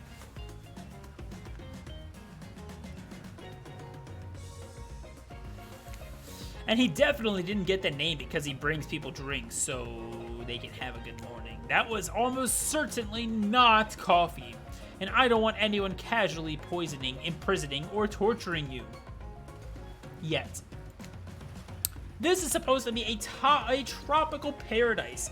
The type of place you give a 5 out of 5, 10 out of 10, 2 thumbs up review to, not an eternal prison of pain. And please, make sure you leave a review. It really helps with the algorithms. Just trust me, I'm looking out for you. So, can we please move on? Hey, wait a second. How did a possibly omniscient, possibly unreliable narrator physically just knock that coffee out of your hand? This is not Parliament, and the floor does not recognize the ocean to speak out of turn at this moment. I need no recognition, for I am the ocean. I dominate the land, I submerge those who defy me, and become their watery grave. Actually, speaking of graves, I would like to say something of grave importance. Fine, go ahead. Even if this place is an eternal prison of pain, and I'm not saying it is, even a place of extreme horror can still receive a 5 out of 5, 10 out of 10 thumbs up review if it was crafted with love and or that's the type of thing you're into. You know, the ocean is right. A lot of hard work goes into a place like this. You should really judge it on the artist's intent and not with whatever possible start from the mindset of giving them the benefit of the doubt. Constructing these elaborate simulations, vacations, is not an easy thing to do. Sometimes there are some small bugs or inconsistencies, but that's just, why am I reading this about the game? Perfection is overrated. The universe is filled with mysteries. We ought to celebrate those who venture to bare their souls as part of a creative process with the ultimate intent of making things for our enjoyment, not be overly critical of them. Are you trying to sell me on this place actually being good? You don't have to say it like that, especially after I saved you from that poorly made cup of coffee. Sorry, we have to be here 5 minutes ago. They always do this in second in the morning. Sad, really. Even if they do make some great points. Oh, sure, they make some great points. I agree. Can we please move on? Yes, of course. Apologies, carkpop. The last few minutes aside, I've been enjoying your time here on the island. Have you been enjoying your time on the island? Yes, I've been having a lovely time. Yes, it's been really entertaining. Yes, I'm not suspicious that there's no option. 3?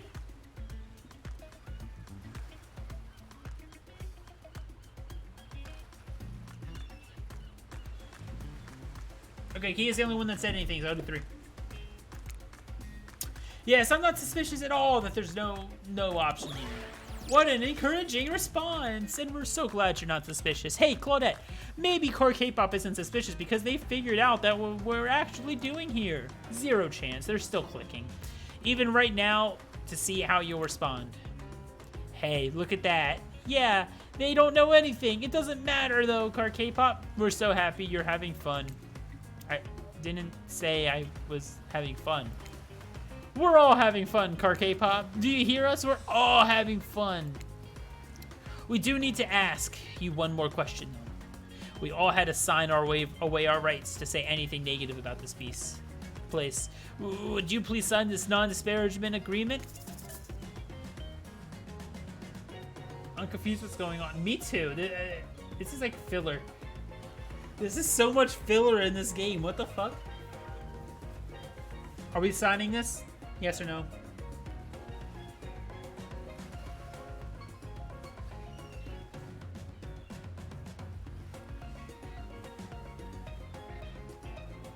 I'm gonna say no. I don't know if I trust anything other than Spirit. I trust Spirit.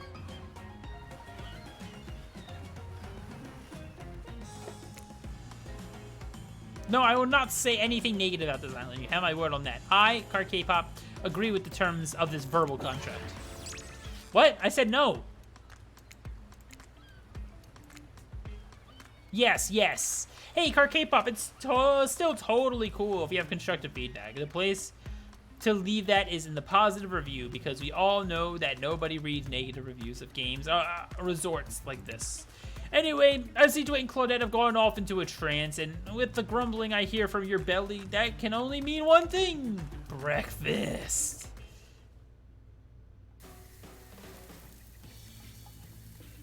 Perfect timing. Everyone rolls into the dining area to lard up those sexy little bellies with pancakes and bacon, and so much for maintaining these beach bods. We're all half naked in a tropical paradise. Can we please get some strawberries here? A yogurt? Magical powers with only you get so far? Magical powers will only get you so far. Even killers watch their sodium intake. You take your plate and sit down, thinking about yesterday in a whirlwind of feelings you experienced. Danger, dread, disorientation. It was like going through puberty again, except all in one day on a beautiful and mysterious island. It looks like you're not the only one doing some introspection, though. Trapper stands up to talk about how his day went, in case anyone was wondering. Personally, I wasn't. I'll be honest, I didn't expect you to survive yesterday, so congrats, I guess. Yeah, fuck Trapper. Man came over, pretended he cared about us, and it's like, I'm never gonna show anyone that I care about, Jake. Come on, man. Whether you survive today is a 50-50 at best. Good luck. Well, that was bizarre. Back to your breakfast. Nope. Now Hunter steps up to talk about her feelings. The island is treacherous. I don't know the newcomer things they are doing here, but it certainly isn't helping any of us. Whoa! Huntress pretends to be an all-independent. But she is secretly kind of miffed you and her aren't getting along? Ah, well, surely must be it. No one else would weirdly stand up during breakfast, too. And just like that, here comes Spirit. Did everyone sleep well? I did, or should I say, I did not. I haven't slept in 20 years on account of the whole burning quest for familiar revenge thing, and last night was no different, so in that case it was exactly how it should be.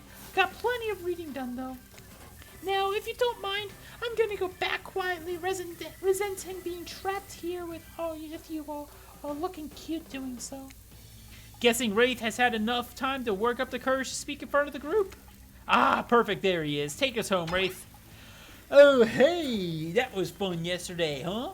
Yeah, I mean, like, not too much fun. That would be weird, but like, good? Like, a good amount of fun?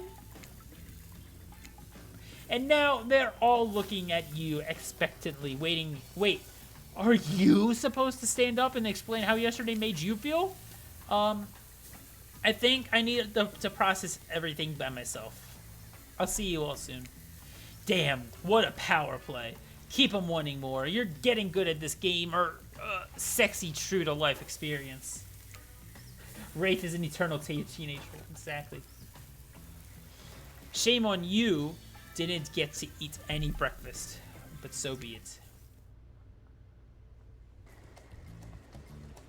After breakfast, you head to the hot tub by yourself to clear your head. Yesterday was, in short, a lot. Before you get there, something catches your attention. You hear that? Who are you addressing? Me? Well, yeah, I guess. Is that okay, right?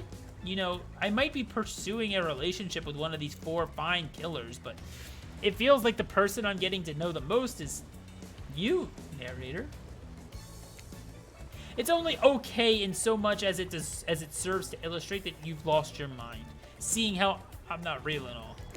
Yeah, I heard it this time. I think it's coming from behind the pool shed. No, stick it in there. A little more. Oh, yeah, that's it. Yes. What the fuck?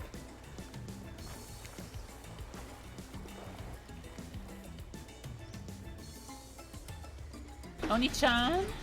How does that feel? Intense. Nice.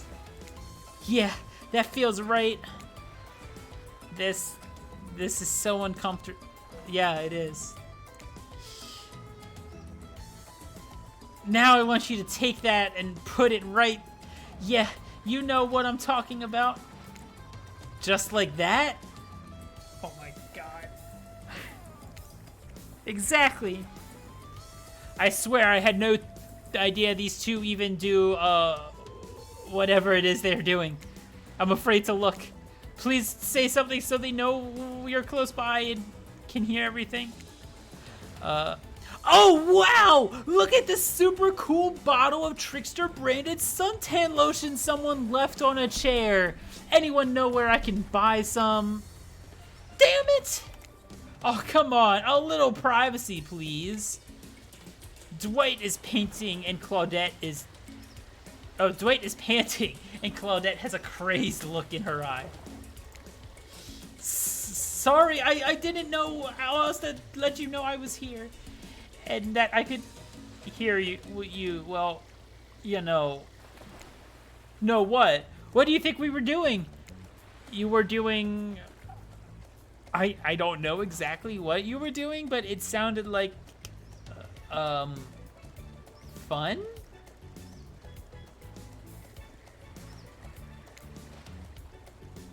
You think two people trying to find new ways to kill each other in desperate search to make their own death permanent is fun? Oops.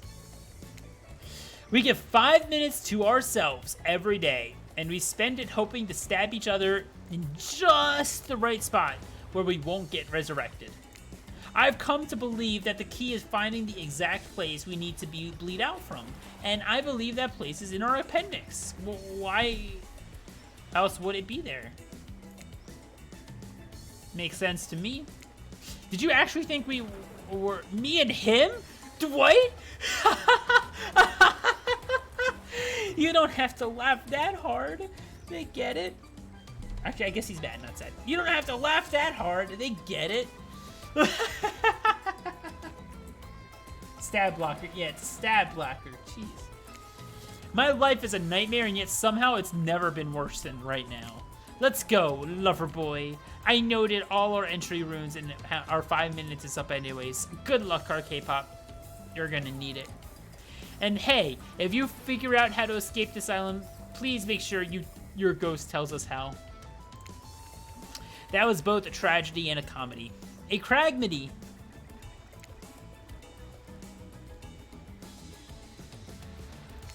Shut up. I like it. Anyway, where were we? Oh, yeah. You're heading to the hot tub by yourself to clear your head. Yesterday was, in short, a lot. So far, today has been exhausting too, but you're dedicated to achieving a true centered sense of calm. No drama, no bullshit, just soaking up the sun in a heated pool. Today, you're on a date with you. Oh, I like that. I want to be on a date with me. Who would make the first move? And aside from disturbing thought, aside from that disturbing thought, all is going to plan until a shadow blocks your precious sun. A spiky tipped, like a palm tree, is bending over to screw with you. But it's no tree at all. It's... Hey, babe. Hell yeah, let's go, Trickster! Breakfast was weird, huh? Everyone just getting up and announcing how they're feeling. What's that about? Some forced kind of check-in with the group? I don't even like it. Fishy. Kind of lazy. Whatever, though. Breakfast is dumb. No one should eat before noon. Or after 4 p.m. Yeah, I do intermediate fasting. Whatever. You've seen my abs, by the way. Guys, you've seen his abs? I hope so.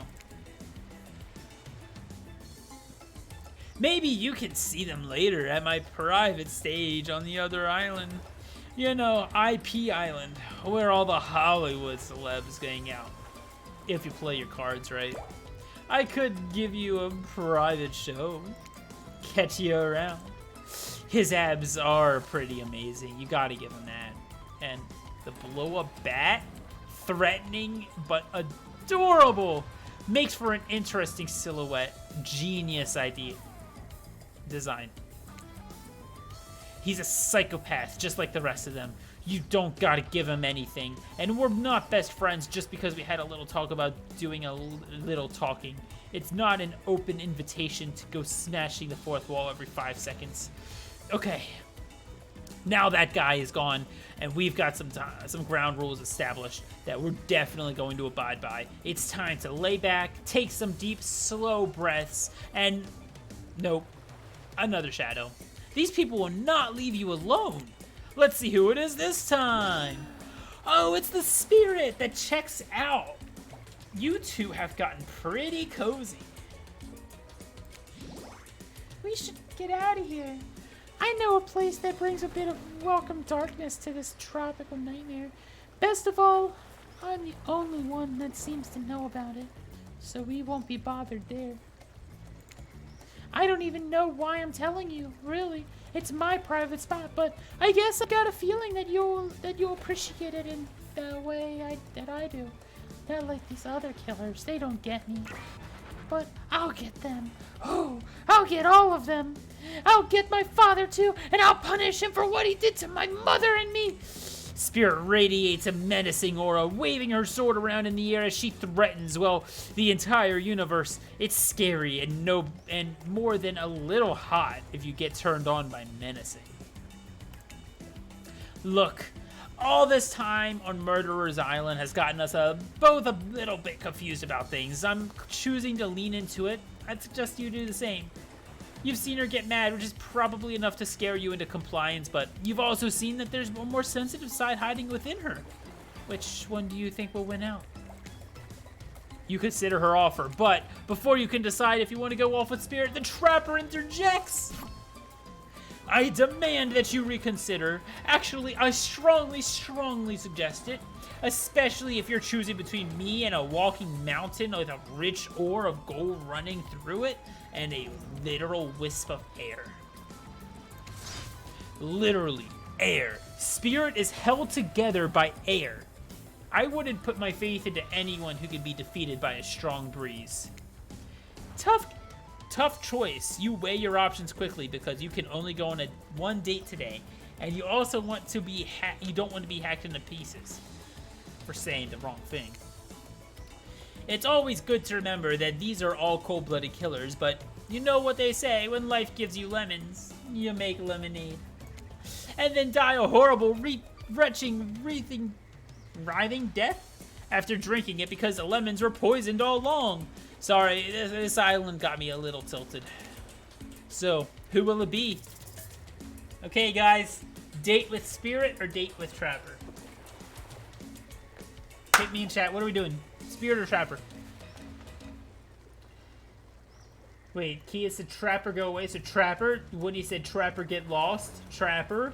Yo-Yo says Spirit. That's 1-2. 2 for Trapper, 1 for Spirit. Okay, so Trapper? Okay.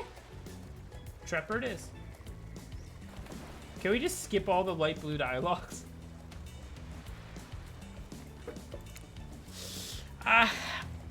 I gotta go with Spirit.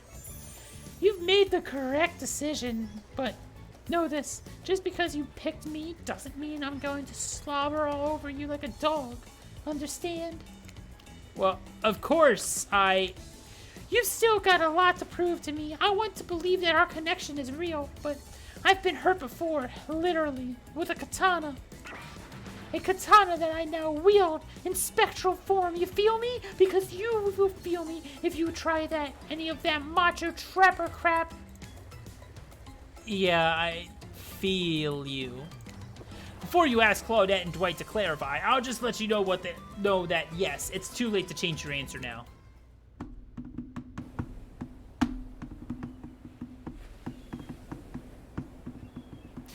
You and Spirit arrive at the coast overlooking the Black Lighthouse. It's an old, decrepit, but still impressive. There's something magnetic about it. You can see why Spirit would be drawn to such a place. You look Spirit up and down and notice she's wearing all black, just like the lighthouse. I'm noticing a bit of theme. Is black your favorite color? Black isn't really a color at all. It's the absence of color. It's a void. Like a black hole. A place that swallows light. A dying star. Damn, now that's dark. You're confident that Spirit will vibe with this, but Spirit doesn't really care for science fiction. Not that type with spaceships and lasers, anyhow. She's much more into the type of strange adventures that kick off right here on Earth. Earth! Is that where we are? You wonder. The lapping waves on the shore off the coast set a romantic tone. The fog that surrounds Spirit everywhere she goes blends perfectly with the mist rolling up over the rocky shoreline. She's at one with this place, and so are you. The peace doesn't last too long, however, as the lighthouse lets out an eerie howl, like a monster dying, as spiraling black light stretches out across the sea. Spirit has to yell at you just to be heard. Oh yeah, it does that. The lights sound recede, and the two of you sit in silence. Spirit lays a towel down and then pats on it gently. Clearly she wants your company, so you oblige. What do? She takes out some sunscreen and hands it to you. You're not exactly sure what to do, as is this an invitation to get a little hands-on action? What else could it be?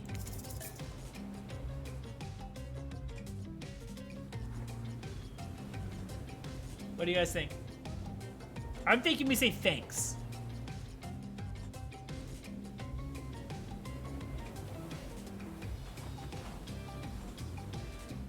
Thanks. Fleur, hello, welcome. We're dating psychopathic killers. Thanks. I forgot to bring my own when I lost my memory and fell into the ocean. No problem. I figured as much. Spirit turns away while you slather lotion all over your body. You need any... What the fuck? You need any help reaching those difficult spots? You see a hand floating around your back. Sure, why not? Or gulp. I'm guessing sure, why not? You guys are thirsty. You thirsty fucks. Oh, Fleur wants gulp. We do have one for gulp. But Fleur's outvoted. I'm sorry, Fleur. Sure. Well, why not? Spirit's hand on your back is ice cold, but she is as soft as a touch. And when she's done, she takes care of herself. You watch as Spirit applies sunscreen to herself in the most unique way by floating her own hand around her back to spread it on. What do we... I think we say nothing here. Comment on her floating hand's ability. I think she'll get very insecure. Asking about the shards of glass sticking out from her, she could get very defensive, because, like, remember, she is like, that story has nothing to do with my life.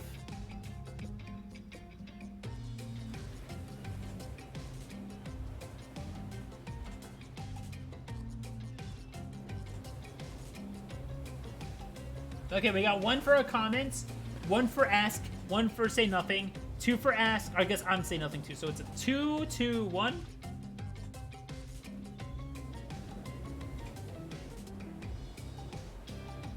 Three for nothing. Okay, it's a 2 to 2 to... It's 2 to 2 to... Yeah, 2 to 3 to 2, so say nothing wins.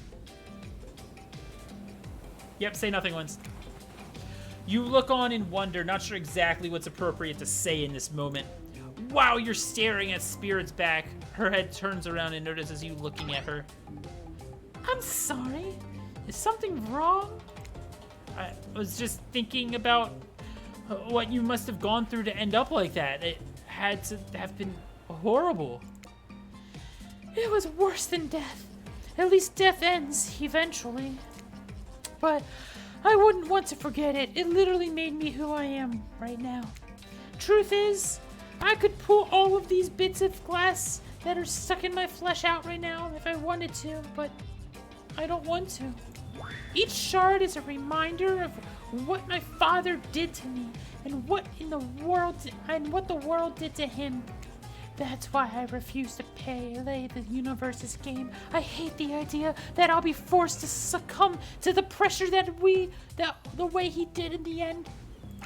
The way that fear and anger filled him up and then came bursting out. The way his misery flooded our home and drowned us all. Yeesh. It's hard not to think about revenge. The dragon inside me, it's doing to me what the world did to him. I have to fight it. Even though it gives me strength, I must maintain control. You're stronger than he ever was. I'm sure of it. I appreciate that, Kpop. I suppose a little help isn't a bad thing.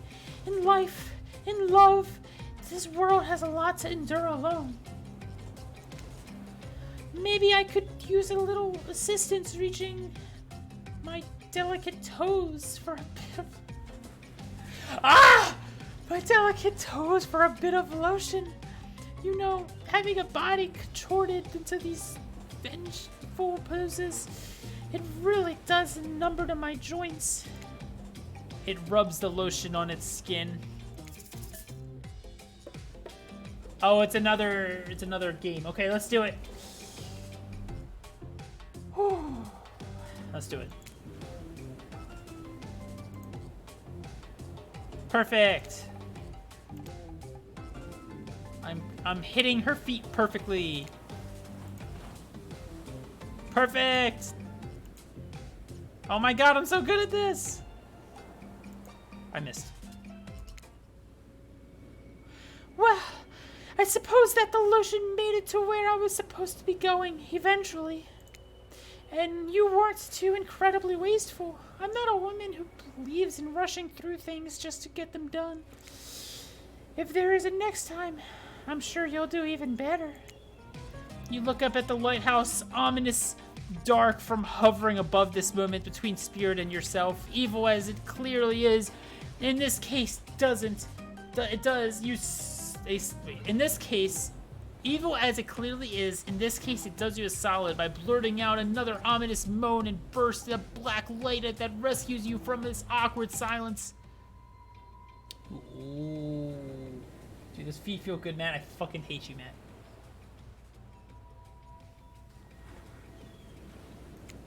A tattered black flag whips it in the ocean air above it as it goes to the shore.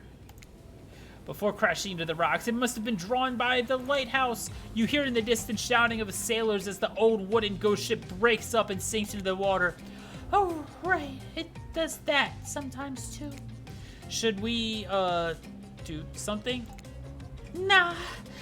The sharks will take care of it. Within a minute, the ocean is quiet again, except for the waves. Note to self, hungry sharks. But these time-traveling pirates, or whoever they were, you're half sure you saw one of those skull and crossbone flags.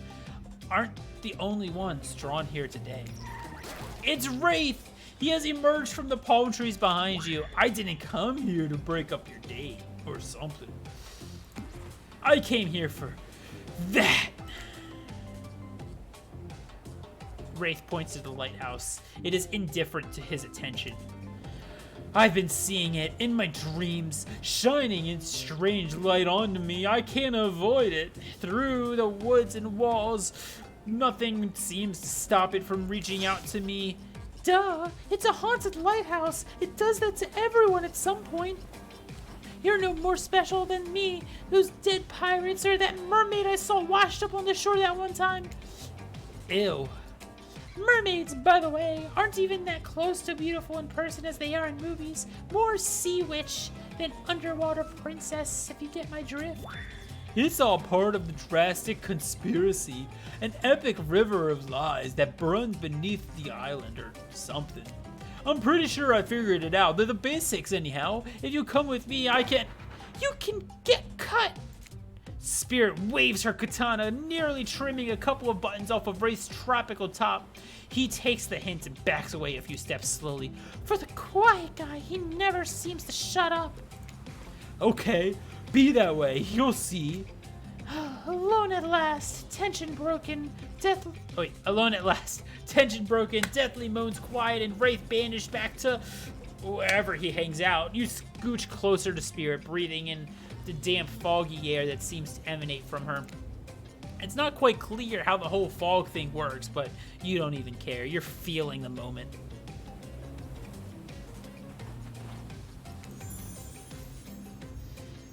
Spirit seems to be feeling it too. She starts to adjust her robe and you get a peek at that bathing suit under. Oh my god. For someone who seems intent on proving how little she cares about everyone else, she thinks she put on a lot of work to get into that suit. It's got straps for days. Oh my god.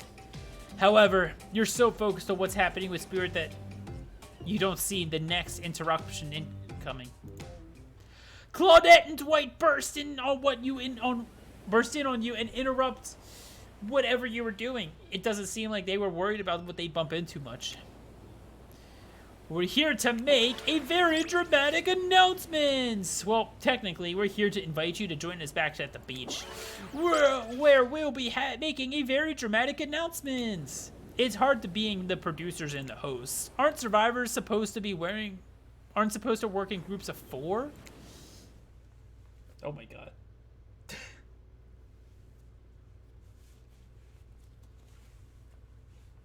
I wonder which voice Matt will use next year. Oh my god. When you arrive back at the beach, you realize you were set up despite a promising announcement. Dwight and Claudette simply stand there quietly. This isn't at all what they promised. Wait a minute. There's no announcement here. But there is a me. You got mud in your ears, friend. Told you to get lost. Don't you see? The lost is what I am, and so are you, but I know the way. I've got a map back in my secret lair, literally and figuratively. Yeah, I know the difference. That's why you should ditch the Spirit and come spend the rest of the night with me instead. You've got a secret lair? Damn it! Who said anything about a secret lair? I said I've got sap in my secret hair. There's a flap on my secret chair. Don't change the subject. Don't ask me what he's talking about. You're trying to make a mess of the first nice day I've had in I don't know how long, because it's not even clear what year it's been, but in a while. I'm not about to be ditched by the likes of you. It's not messing things up. Like, I keep trying to tell you, this is the dang island. I've come to accept the difficult truth. What's happening here? Well, I'm convinced that it's our fate. It's not anyone else's decision. It's simply the way it will be. There's no fighting it. What would you even know about fighting?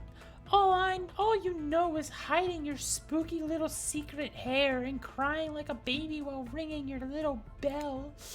So don't tell me what I can do, what I can and can't fight back against. I was born a fighter. A dragon lives inside me. I can't not fight, even when all I might want to do is hide. Don't you see this giant hat? It's a metaphor. If I don't have to fight, if I do have a fate, my own fate is to win every fight that comes my way. Got it, folks?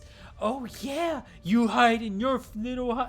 I've seen you hide. You do your little phase walking routine. What do you call that? It's basically cloaking. Well, we all know where the cloaking type is hiding. Folks. You cloak, I don't cloak, I'm not a cloaker, I phase walk out in the open, you just can't see me. You have no idea what they're talking about, but this sure sounds like some video game community forum thread minutia, if there ever was such a thing. Not that you know about that either. It sure doesn't seem like Dwight and Claudette are going to stop this, so it's on you. I think I was brought here to make this choice, so I'm gonna do that now. And I choose... Who am I choosing, guys?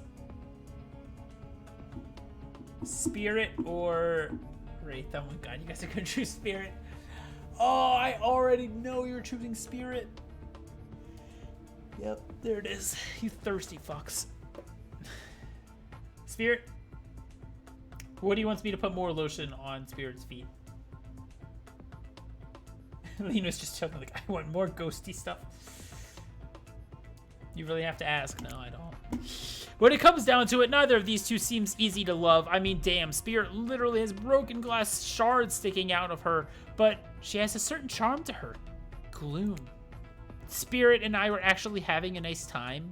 Besides, if it was my fate to end up on this island, well, To hell with fate, really. And don't take this the wrong way, Wraith, but the amount of awkwardness you pack into a single day, no wonder you're so skinny. All that second guessing yourself must burn a lot of calories. Why am I being so mean? Holy shit. All we literally had to say was, Wraith, we were on a date with Spirit and you interrupted the fuck out of us.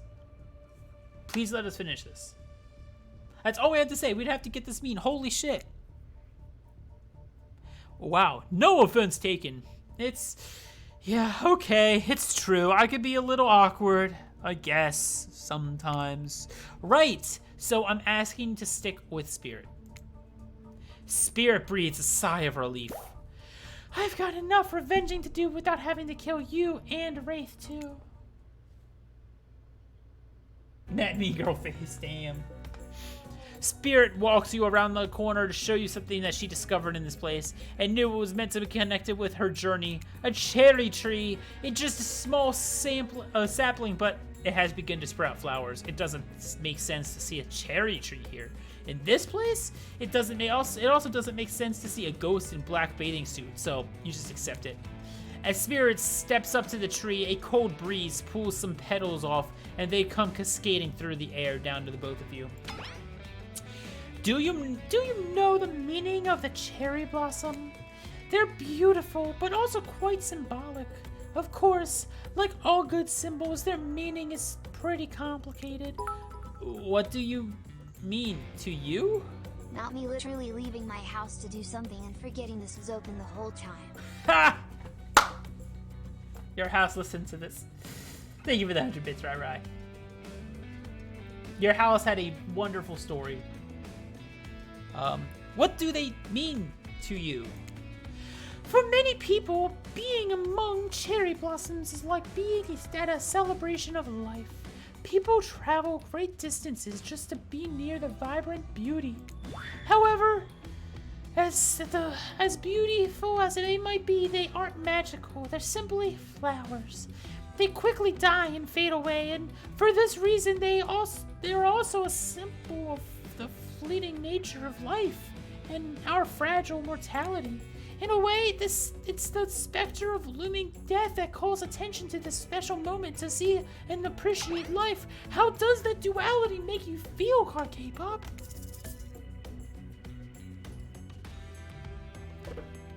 Empowered? I would go with empowered. What do you guys want? I say empowered.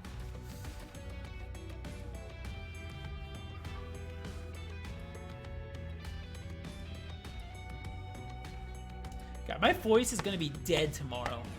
Jesus. Frustrated, empowered.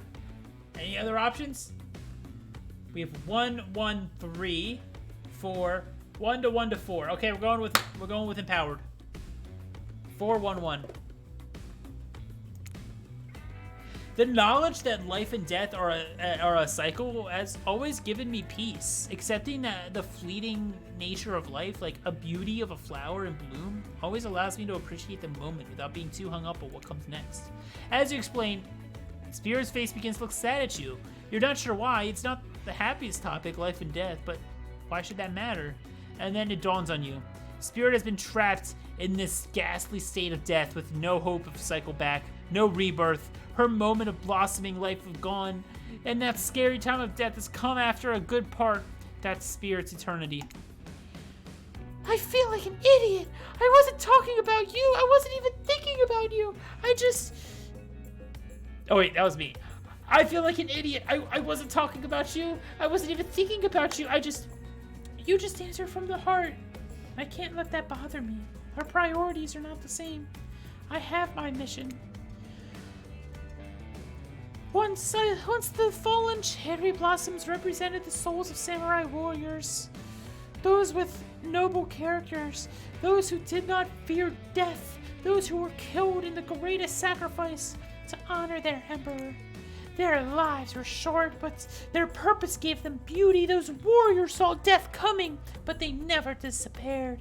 They stood and faced it. They held their swords and struck down their fear. But despite the samurai spirit that lives on in me, In my noble bloodline, my life has ended, but the death continues to stretch on. The cycle is frozen. This cherry tree, it's not real. Though its petals fall, they soon replenish, and it's as if they were installed here by someone. You watched as the spirit chooses her words very carefully. By something with no respect for the balance of life and death. The ocean? The ocean? I gotta go, y'all. See you. Bye, Rai. Thanks for joining.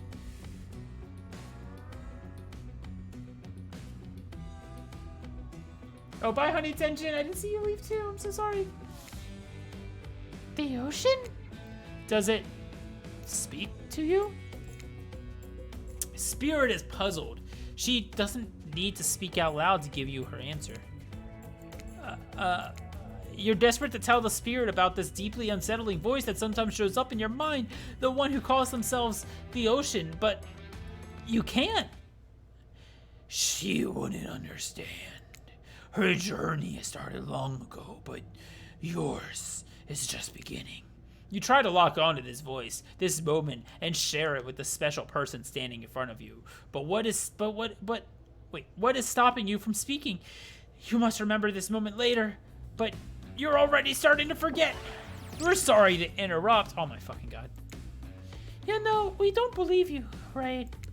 Yep, but this time we've got a really good reason. And it has nothing to do with us being manipulated by an unforeseen force, because it's definitely not happening. Nobody accused you of that, but okay. We're just here to tell you that it's time for dinner, silly. Get it while it's hot. I guess it's time to go, or whatever. Thanks for spending some time with me today. I really enjoyed it. Me too. What a fun day you've been having. I can see it already. I can see it written all over your face. You're shining. And that's not just remaining anxious sweat from spending an afternoon courting a psycho killer. No, you are really feeling this whole romantic experience. Don't worry. I'll keep your little dirty secrets. But enough gentle ribbing. It's time to get back to business. All the of appetizing singles have arrived for dinner, including the Trickster. Wraith is here too, and we're not going to do the gag where we all cram on the screen at the same time again. So just believe me, they're all here, and they're just as sexy as you, demented as you remember them. With your love on the line, everyone is being very careful not to offend you by saying the wrong thing. Congrats, by the way, on getting this far. I'm as surprised as you are that these 4 are falling for you. No, not because of your personality, but because you just met them yesterday. However, since Hunter seems like the biggest long shot to end up holding onto your heart, she throws a caution to the wind and speaks up.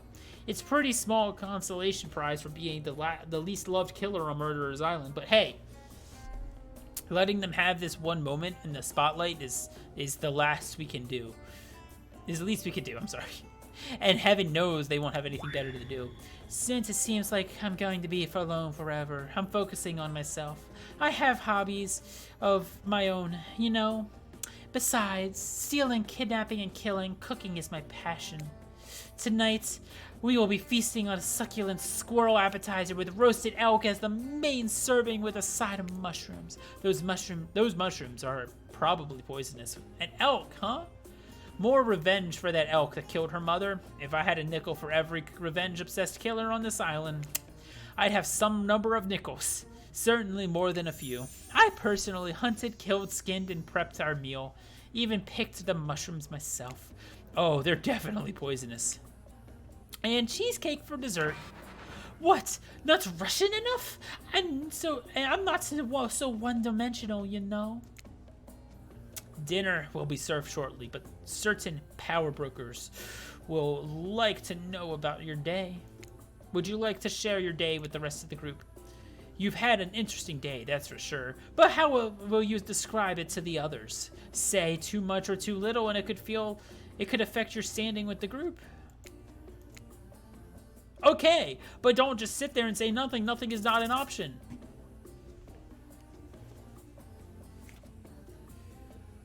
What do we do, guys? Be coy or gush about our date? If we be coy, It could rub off wrongly on the spirit. If we gush about our date, it'll make everyone else hate us. One word. Feet. I think we gush. Right? I'll go with gush. What is be coy? Like, be cool, be casual, be calm. It was good. My day was nice. It was nice. He spent it with the spirit, the lighthouse. It was a lot of fun. And then gush about your day. He's like, oh my gosh, I spent it with the spirit. She is so amazing. I'm hitting her feet perfectly. Thank you, Lay. Oh, bye, Yo-Yo. I'm sorry you can't see the ending. It's being recorded, though, so you can check it out on YouTube. Hope you enjoy the rest of your day, Yo-Yo. I wish you could all get to meet the real spirit. She has a beautiful... Oh, God. I shouldn't have said that. Fuck. Oh, that's not good. She has a beautiful soft side, and you'd all get to see if you were a bit nicer to her. Spirit looks totally horrified. I promise she doesn't want people paying her any more attention. She's just trying to do her own thing, not fit in this killer club. I did not realize that gush meant that. Seriously? Did you listen to a single thing I said all day? It seems clear to me that you did not. Dwight and Claudette bring out dinner. Everyone eats in silence. No one trusts anyone now, and they are all very tired. Oh, wait. No, sorry. That's a dreary supernatural horror thriller set in Antarctica, not the charming parody dating sim set in an undisclosed tropical paradise. Bony appetite? I thought they were going to say bon appetit. Oh, yeah. Don't you mean bone? No, almost everything we serve has a lot of bones in it, even the vegetables. Impossible to avoid this on this island. Everyone eats without speaking. Tensions are rising, both of sexual and deadly variety. When everyone finishes, the Dwight and Claudette come back to clean up the table. They linger around you as they pick up your plate, take your napkin, and dust the crumbs off of the table. What would you like to say to the servants? Ignore them, right? I'm gonna go pick ignore them.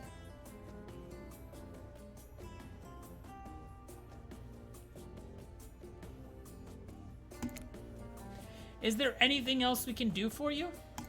Anything at all? Anything? A manners book, perhaps? It's fine. We're used to this kind of shabby treatment on Jerk Island. I want to blend in with the killers. I'm a killer, not a survivor. Everyone, if you would please be so kind as to follow us to the pit, to the fire pit, we'd be greatly appreciated. We've been told something big is going to happen. Something that will change everything. You can go willingly or you can go unwillingly. You have no choice. Tough cookies. Did you have a choice on how you said that, dweeb? Yes, and I immediately regret how I did. Good, something needs to change around here. Fire is rebirth. Fire illuminates the soul. I hope the fire isn't too smoky. Smoke hurts my eyes. I have pretty sensitive eyes. I'm also horribly afraid of it. The fire, I mean, not my eyes, because of my childhood trauma involving fire. And fire, everyone starts to move toward the fire pit, if only to get away from Wraith's complaining. Damn, Wraith is such a downer. You take a seat on a comfortable log, feeling the fire's heat against your skin, and wait for the other killers to take their place, wondering who will want to tell a story this time. Will the narrator tell a story? I bet you've got something stunningly creative in mind. Hey, you think, are they allowed to simply place thoughts into my mind like this? It doesn't seem fair. Okay, everyone makes their way in, but something unexpected happens. Nothing happens. Something almost always seems to be happening here, so nothing is probably not a great sign. Oh god, are they gonna kill me? Did I fuck up? Oh cool. Now everyone is looking at you, so yeah, you know, do something. Should I pick someone to tell a story?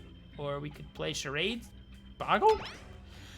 Well, we were actually thinking, why don't you tell us a story? Wraith points his spiny skull staff thingamajig at you. You duck out of its way, knowing who knows what that thing can do. Probably shoots lasers. Try not to bore us. We're just very interested in you. Don't speak for me, Huntress. I think Spirit hates us now. Now you can't tell if you're warm, if you're warm from the fire or if it's your nerves heating up. I know the fire is right here, but maybe if we stop talking about it all the time, we can start to pretend it's not here and doesn't, you know, threaten to burn us all alive. He's not supposed to hear me. Get out of here, Wraith. Carkpop, I was about to make an important decision about telling a story or not. Tell a story? I think we tell a story.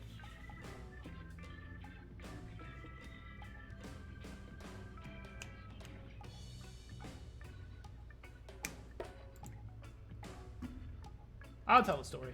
Fuck it. Sure, I'm game to tell a story. I hope it's a mystery. Okay, so what type of story do you want to tell? Romance, action, adventure. Romance?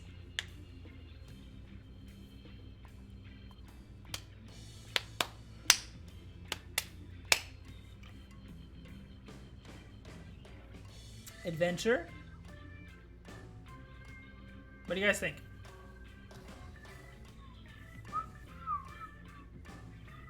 Two romance, one adventure. I'm so sorry, Lei, you just got outvoted.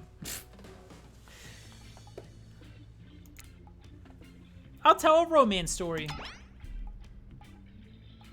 About two lovers who take poison together and die foaming at the mouth? Or about two strong hunters who meet when they're both trying to bludgeon the same Willy Wolverine? Not quite. It's about my parents.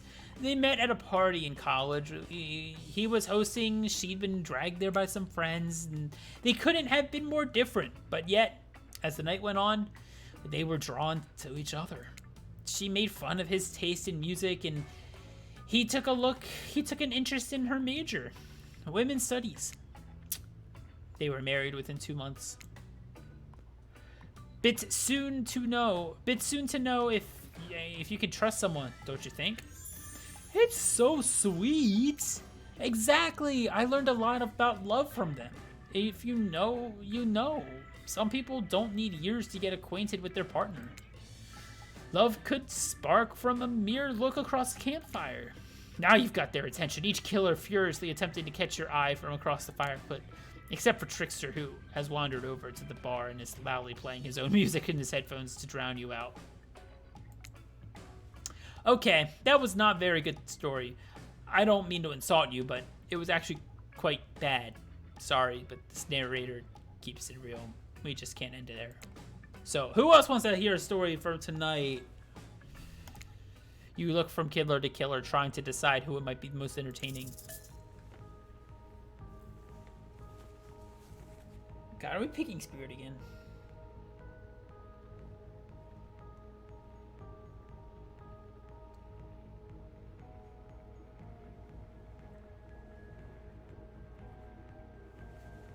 So Spirit? Is that what I mean hello is?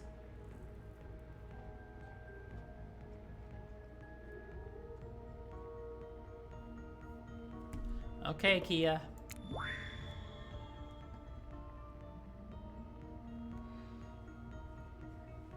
I suppose I could tell a story. I don't really want to, but anything I say is sure to be better than whatever you get out of anyone else in this group. Like all good stories, I stole this one from someone in the past who is dead now and can't do anything about it. It's called The Bride, or technically, I suppose, The Fiancé. Matt, we'll have to do this again. We'll have to do this again and just go for Huntress for you. One winter, a young couple decided that the next spring they would be married. The two were madly in love and could not wait for the snow to melt so they could join in matrimony and unite their souls for eternity. Per the last bridal trends, they decided to have their wedding ceremony at the edge of the woods by a beautiful, shabby, chic farmhouse. Together, they spent months planning the details of the wedding. The two created invitations, figured out seated arrangements, and tasted 100 cakes before settling on the perfect one. They chose Lilikoi, by the way.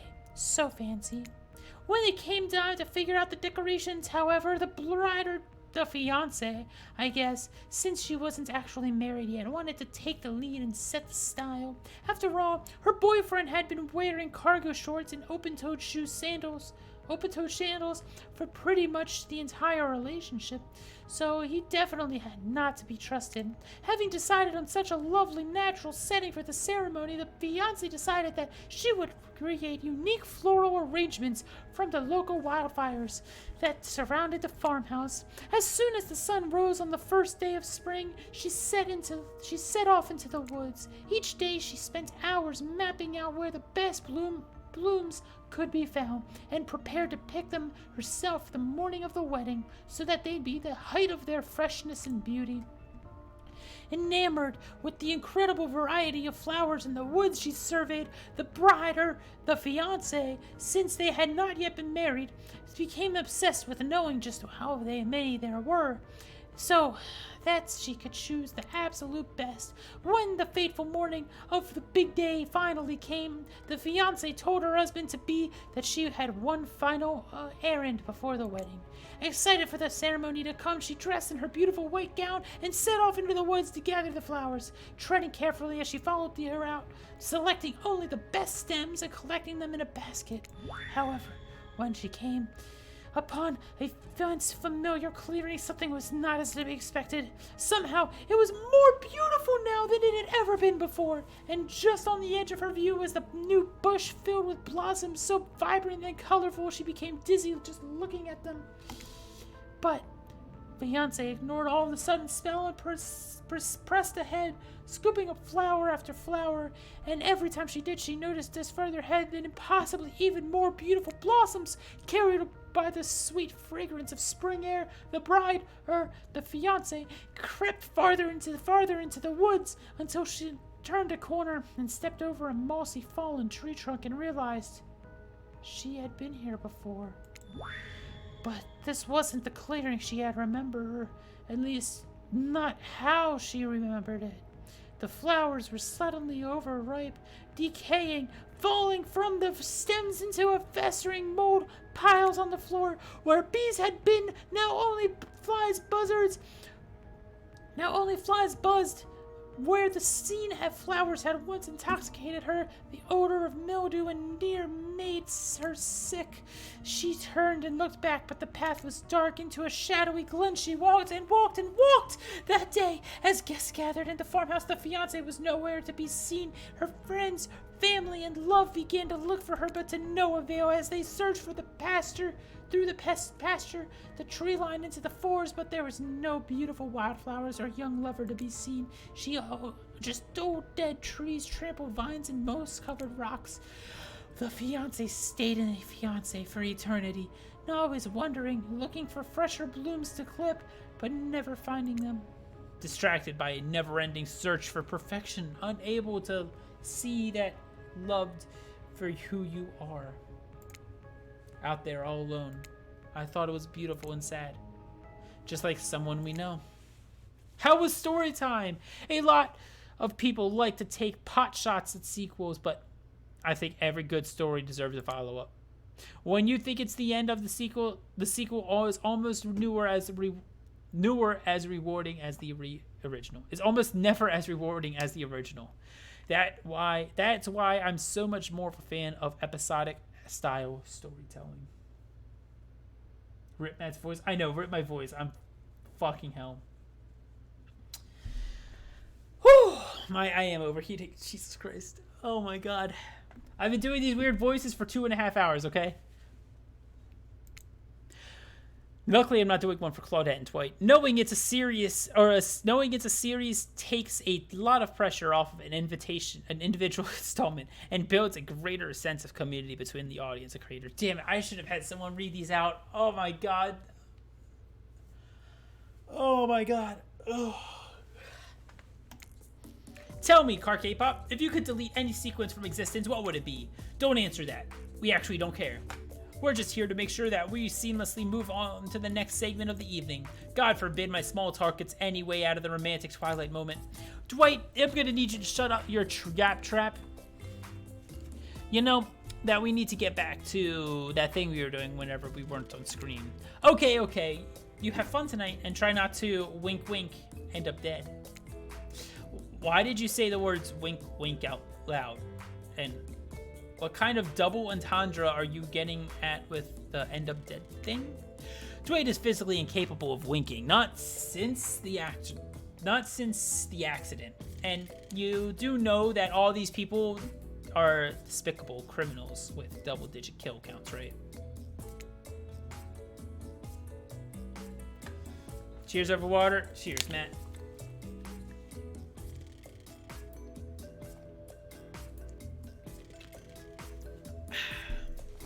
Oh, I'll do another one.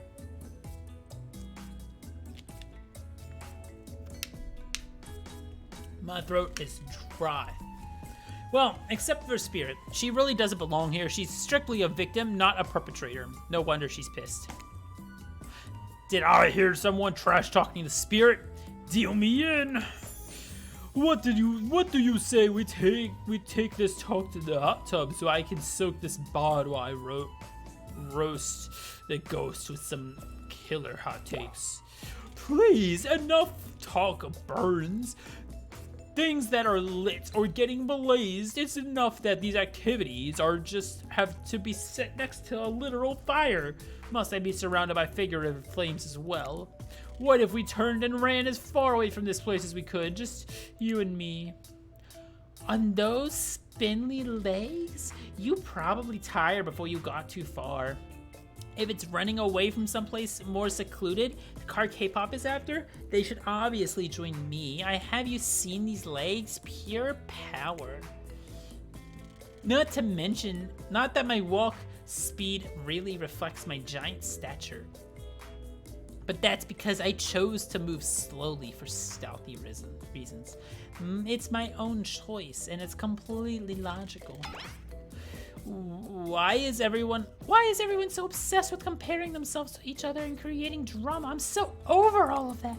Don't you get it? Society wants to trick you into fighting each other so that corporations can swoop in and sell you fake solutions to all your fabricated problems. I'll be sitting in the shade, drinking something locally sourced while thumbing through a public domain novella printed on recycled paper because I refuse to play their game anymore. It's like she's actively trying to be as unappealing as possible. Does it really turn anyone else on, or just me? Despite Trapper's insatiable appetite, it seems his attention, along with the attention of everyone else, is still on you for the moment. If you could, I don't know, just pick one of us. Maybe we could all move on with our lives, or, some special projects we might have going on. You heard him. Who will it be? Who will you head off to for an evening activity? I'm just saying, you might not get a ton of choices to date around like this before your time on Murderer's Island comes to a close. And no, I'm not satisfied with that name either, but with this streaming reality TV dating show, Boom is dating show Boom happening. It's pretty much all that was taken. No, I'm not satisfied with that name either. But with this streaming reality TV dating show Boom happening, it's pretty much all that wasn't taken. Okay, that makes more sense. Cheers, Matt. Not that I said much in the past, but go to bed. Good night. Stay thirsty, guys. Bye, Tavi. Thanks for joining us. Cheers, Kia.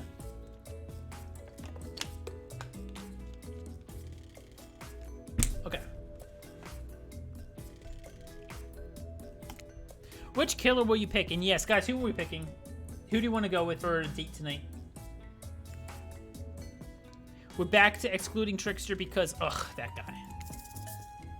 Who do we pick?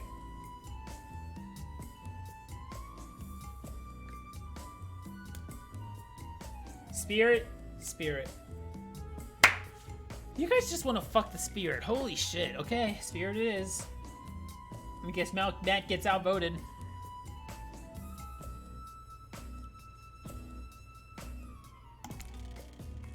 Spirit? Oh, you picked me? Yay! Sorry, that was rude of me. I despise phoniness, so I should be honest with you. You make for interesting company, and I love the idea of winning over these other killers at all costs, even when I hate the game and the prize, but I had a long day.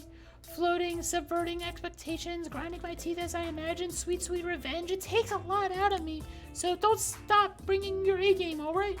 It might seem like I hate everything, and getting to really know who I am is an impossible task, not worth trying, but too bad. You won't know unless you squirch deep inside yourself and bring everything you've got, or just say the exact right thing and read time and melt my cold heart in an instant. I don't know the rules here any better than you do.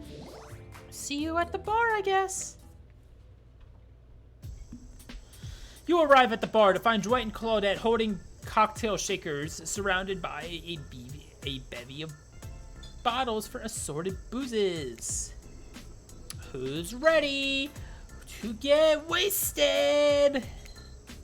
Well, I don't drink, so not me. You really don't drink? Ever? Is that like a... because it will just fall out a hole in your stomach or thing or something? I don't drink alcohol because alcohol is poison to the body and mind. I don't need that alcohol to fool, like a fool to have a good time thing. Then why don't you choose a mixology lesson as your romantic nighttime activity? Everyone knows this kind of date is just an excuse to get loaded up on booze and make terrible decisions. It's true. Not a single person has ever learned anything at one of these. Dwight, that's not true. You learned how to tie a cherry knot in a stem. Using only your tongue.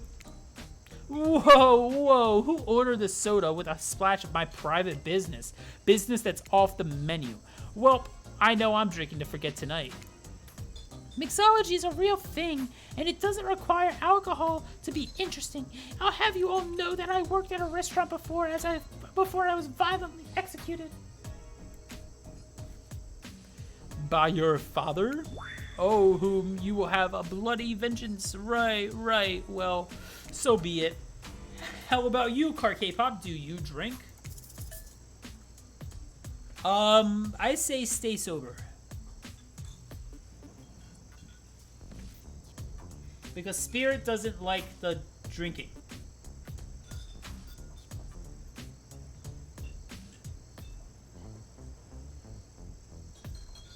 Hey Sue, hello, welcome! We're dating, psychopathic killers. Booze it up? Cheers, Angela. Now I gotta go with stay sober because she doesn't. You guys are trying to win Spirit's heart, okay? We gotta stay sober. I've got the impression that tonight will be a night I want to remember perfectly, so I'm gonna pass on the alcohol and drinks. Here. Alcohol is a false escape. Besides, it's not like sober people can't have fun. Did I miss anything? You've missed a lot, Angela. We've gone on a date with Spirit, and Trapper likes us. Huntress thinks we hate her, and Wraith is kind of a dick.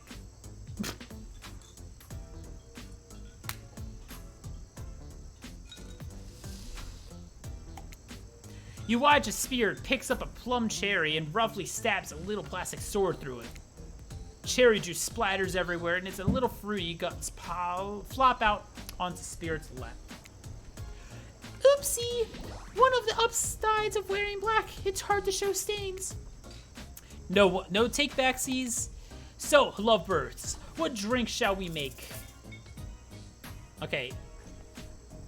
I say a dark and stormy.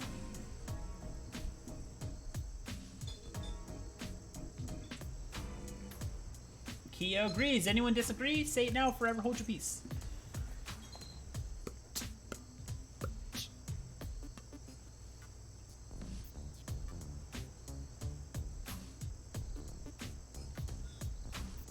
Okay, everyone says dark and stormy. Let's go. How about a dark and stormy drink for my dark and stormy date? Okay, that one is cute. Please allow us to demonstrate how dark and stormy is made.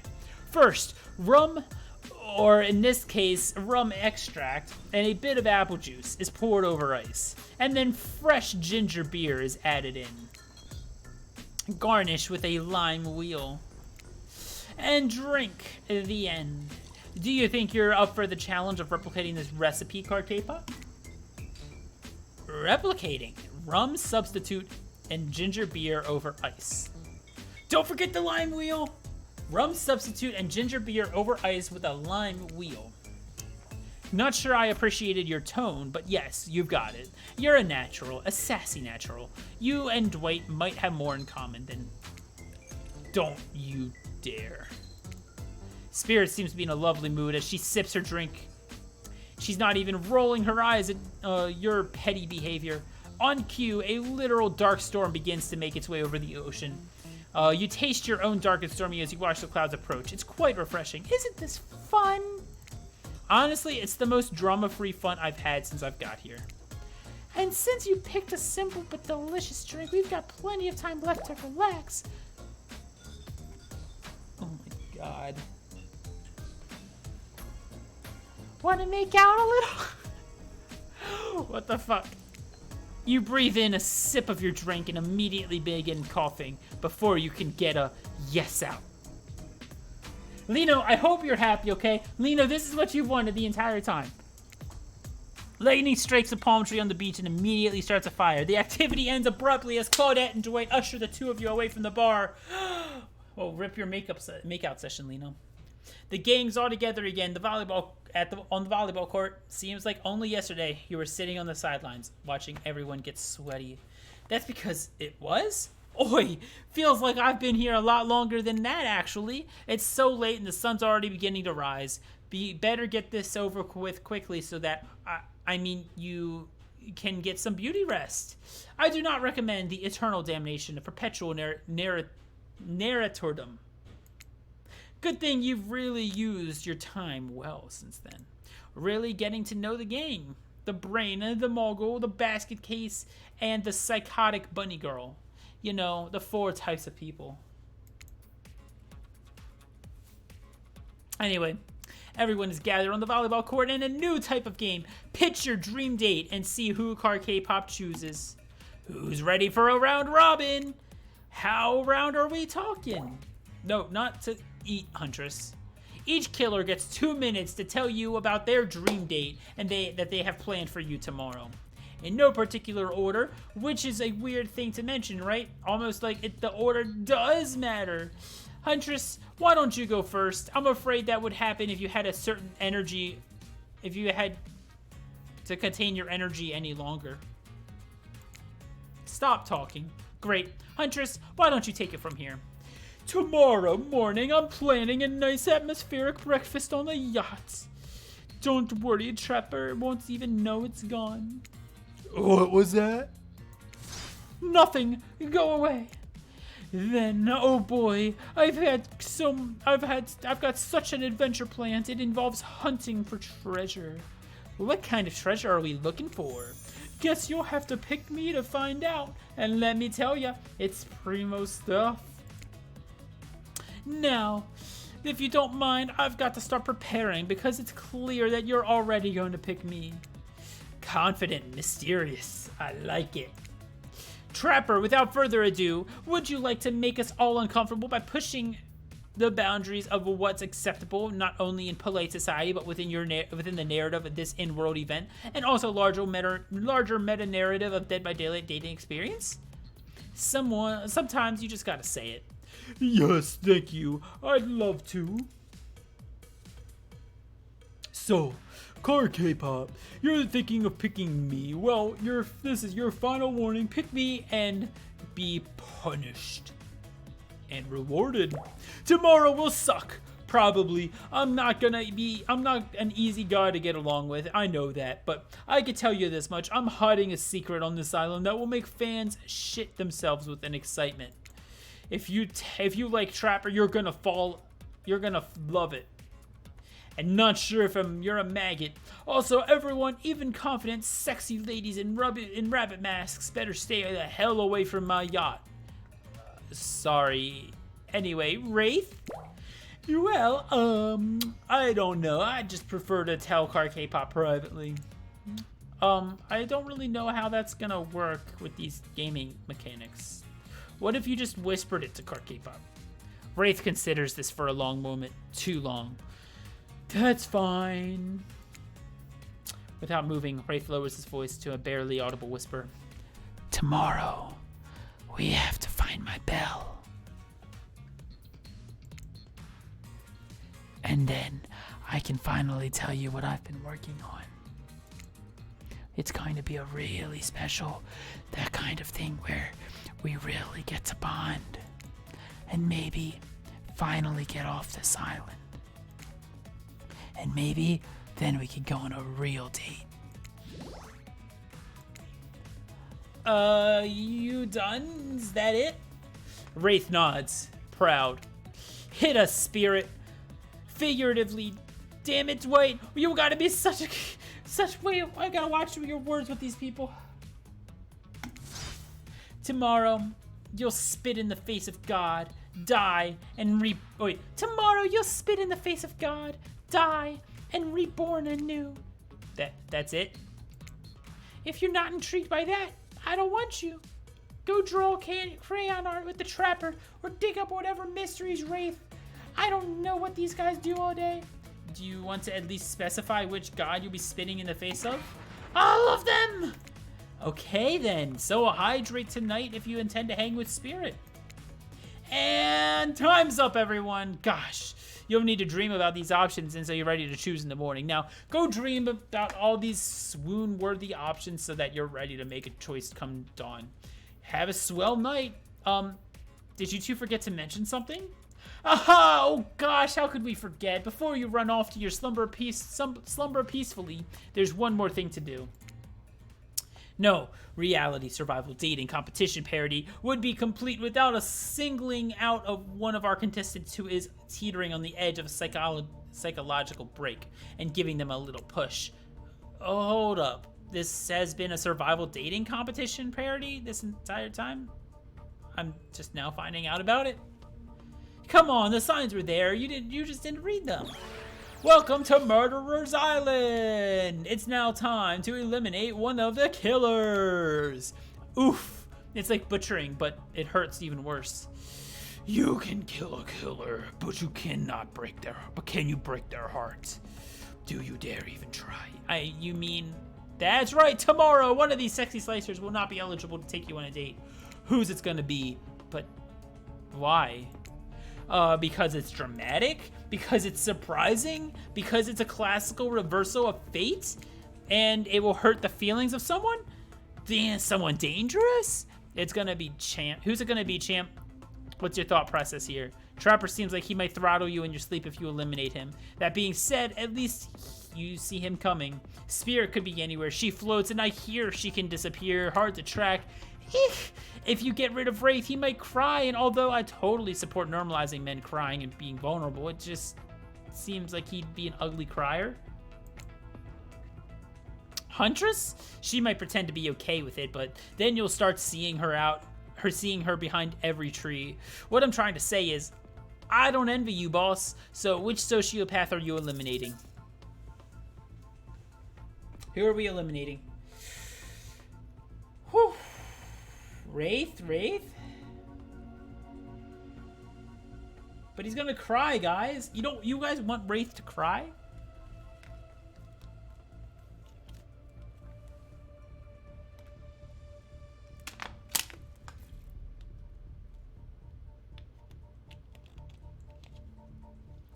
Yeah, Lay likes Wraith. Why would you kill Wraith? Or eliminate Wraith? Angela says Huntress. Ooh.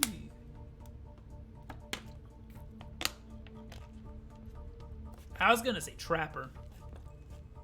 Mainly because when he showed us he cared before, he was like, don't tell other people I care about you. Like, bruh. That's so weird.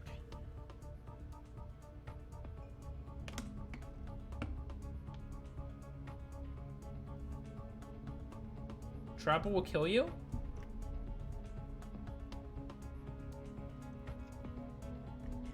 Maybe we should wait and do this the next time. I don't know how close this game is to ending, but...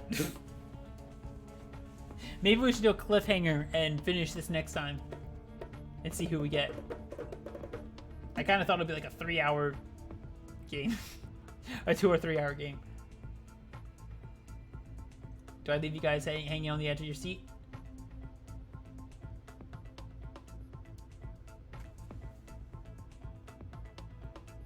It'll be another day like this. It'll be next week, maybe probably next Wednesday. I'll just do it at 4 p.m. again like this.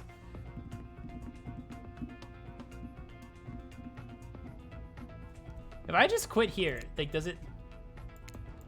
I can't quit here. Fuck, we have to do this decision. Nope, we have to do this now. I'm gonna eliminate Wraith, or Trapper. I don't want to make Wraith cry. Huntress, we don't know well enough. Huntress is the only one we never really bonded with, so it's unfair to eliminate her. Spirit, we've had the most time with, and I think you guys just want to bang her, so can't eliminate her. Wraith was kind of a dick, but at the same time, he's very sensitive, and, you know, he wants to escape the island with us, right? And then Trapper is just kind of a dick.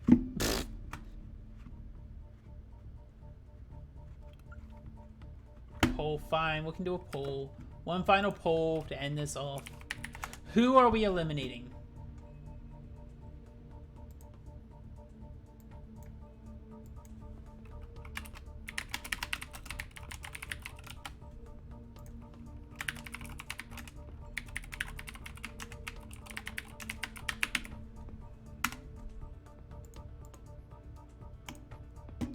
Okay, guys, type in chat. 1, 2, 3, or 4. Who are we eliminating? And just kidding, that's not on here. Hold on.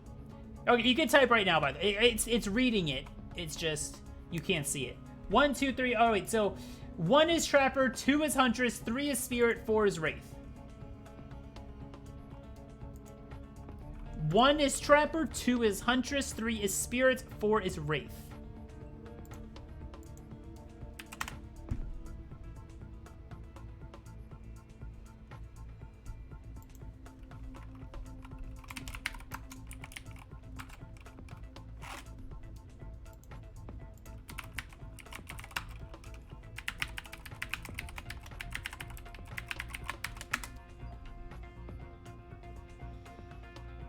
Okay, are the votes tallied?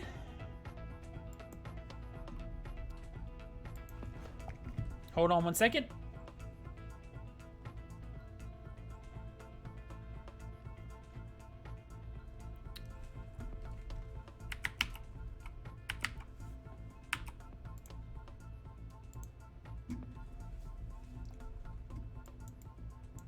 Okay. Well, the winner, y'all, is... You guys can see it's a tie between Trapper and Wraith. Goodbye, Trapper. I'm sorry, Trapper.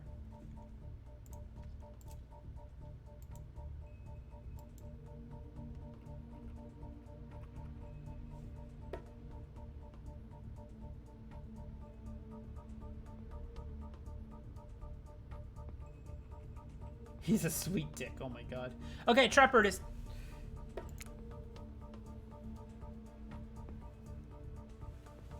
This is very simple. Trapper, you scared the living shit out of me. You're eliminated.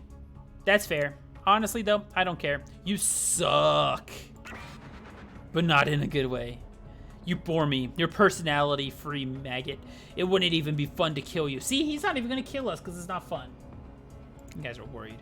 Which I was totally going to do tomorrow the first chance I got. So really, this is a win-win for both of us. Ha! He was going to kill us tomorrow! Ha! Kia and Woody going, you know, he's going to kill. And Angela going, he's going to kill you. Nah, we just stopped him from killing us. Still might kill you, though. Out of principle for eliminating me. Sleep with both eyes open and and have a fun on your date tomorrow. Now that you've broken the heart of someone heartless, you should go get some shut-eye. And don't worry too much about the broken heart you left behind. Because, of course, they'll be receiving a consolation prize! They might not get to go to the home with kpop, but when this is over, they'll never be sleeping alone again. That's right, we're sending our eliminated player home with a trickster body pillow! That's so weird, what the fuck?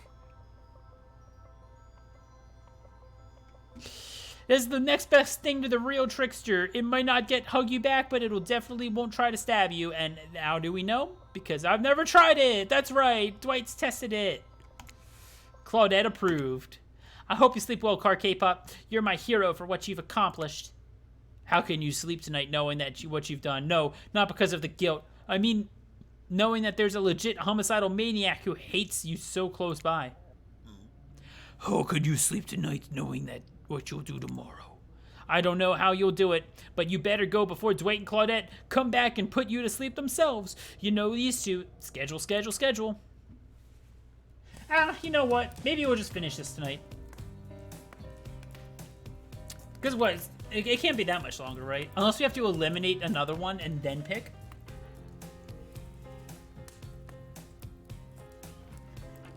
Wow, what a crazy way to end the day. An elimination. I didn't even know what it was that was like that kind of game. Let's check in with everyone, especially with our loser. Everyone deserves a send-off. We'll see how things go tomorrow, I suppose. I'm not expecting anything. I tend to shut my mind off during these hard times. I know I seem all excited and devil-may-care, but the truth is, I'm really pessimistic at heart. And that tends to happen when your mother is skewed by an elk when you're young. Yeah, how did you know? Well, wild guess. It's also the only thing you talk about. If you'll excuse me, I think I saw a raccoon over there at the tree. I'm feeling peckish. I don't really know what's happening here. I honestly haven't been paying attention. Oh, carkpop. Sorry, I forgot. I'm focusing on other things, more important things. One way or another, I won't be here for much longer. I don't handle rejection well. At least I don't think I do. No one has ever been dumb enough to reject me before. Yeah, the more I think about it, the angrier I get. And I'm a giant rage monster, so everyone in this room should be scared right now.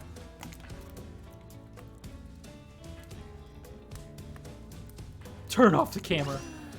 Did I think there was a chance I might get eliminated? Yeah, I did. Did I care if I got eliminated?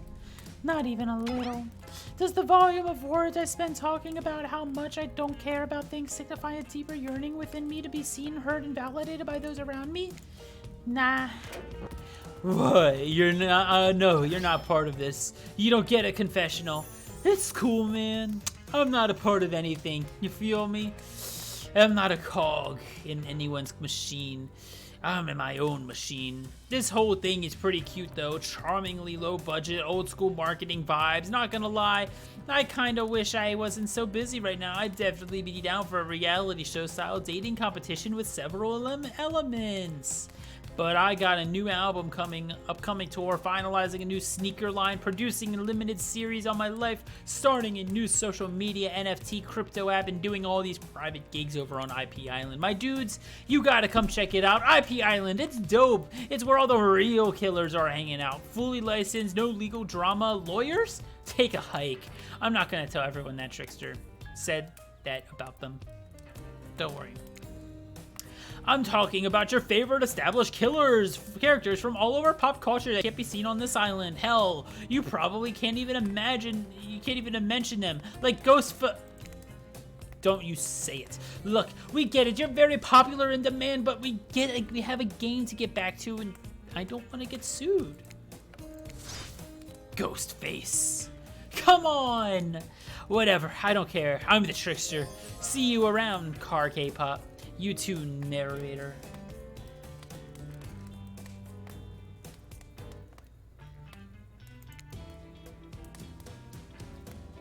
I have a name, you know. You do? Yes, seriously, they do not pay me enough to deal with you people. Is it my turn? What? No, no, it's not your turn. You're sentient water. How are you even sitting in that chair? What's a chair? It's the thing you're sitting, you're getting all wet. Now, it's gonna smell like mildew. Okay, rude. Fine, let's just go over this. Let's just get this over with. It's your turn, Ocean. Do your check-in. Check-in? I was looking for the bathroom. Bathroom? Are you serious? It's down the hall to the left. It's okay, never mind. Never mind? What does that mean? No, not you too. What's that? That wasn't meant to be a confessional time for literally every character in this game. It's okay, we don't have to confess anything. We've just been working our asses off for the 2 days straight and wanted to tell you to sit down somewhere. This chair is wet. Yeah, I think it's the ocean peed on it. How is that post? You know what? I don't care. You two are looking pretty pleased with yourselves. I've got something to confess. Oh, great. What's it gonna be? You ate glue the 2nd grade? You cheated on an algebra test once? Watching the trapper get eliminated was the first time in this unending spiral staircase of pain that is my life that I felt an modicum of joy. Every minute that I'm alive is a nightmare. This place is sun.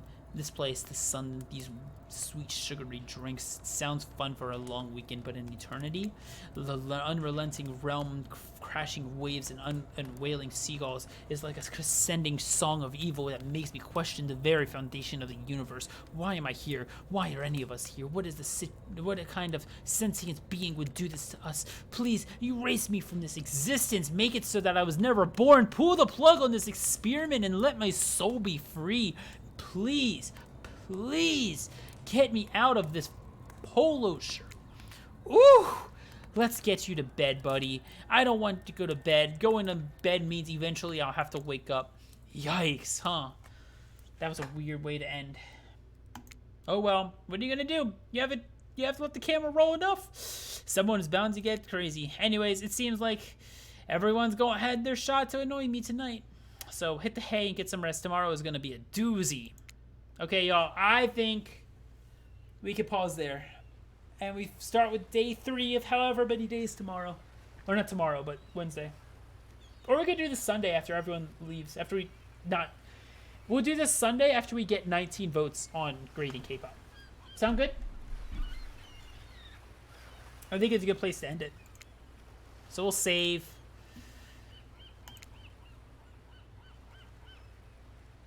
Three hour, 10 minutes of playtime. Jeez. Yeah. Also, oh my god, Trickster body pillow is nice. Yeah, I kind of... You want to buy it? Kia, you should definitely buy a Trickster body pillow. Wait, 40 bucks? Is that an actual thing? There's no shot that's a real thing. Holy shit. Anyways, oh my god. Thank you all for joining me today. It was a blast. Special stream. Okay, let me check this out. Hold on. Kia, I'm trusting you that you're not sending me a virus or something. I'm just clicking the link. Let me see. Trickster body pillow. What? It's a real thing. This is a real thing. Oh my god.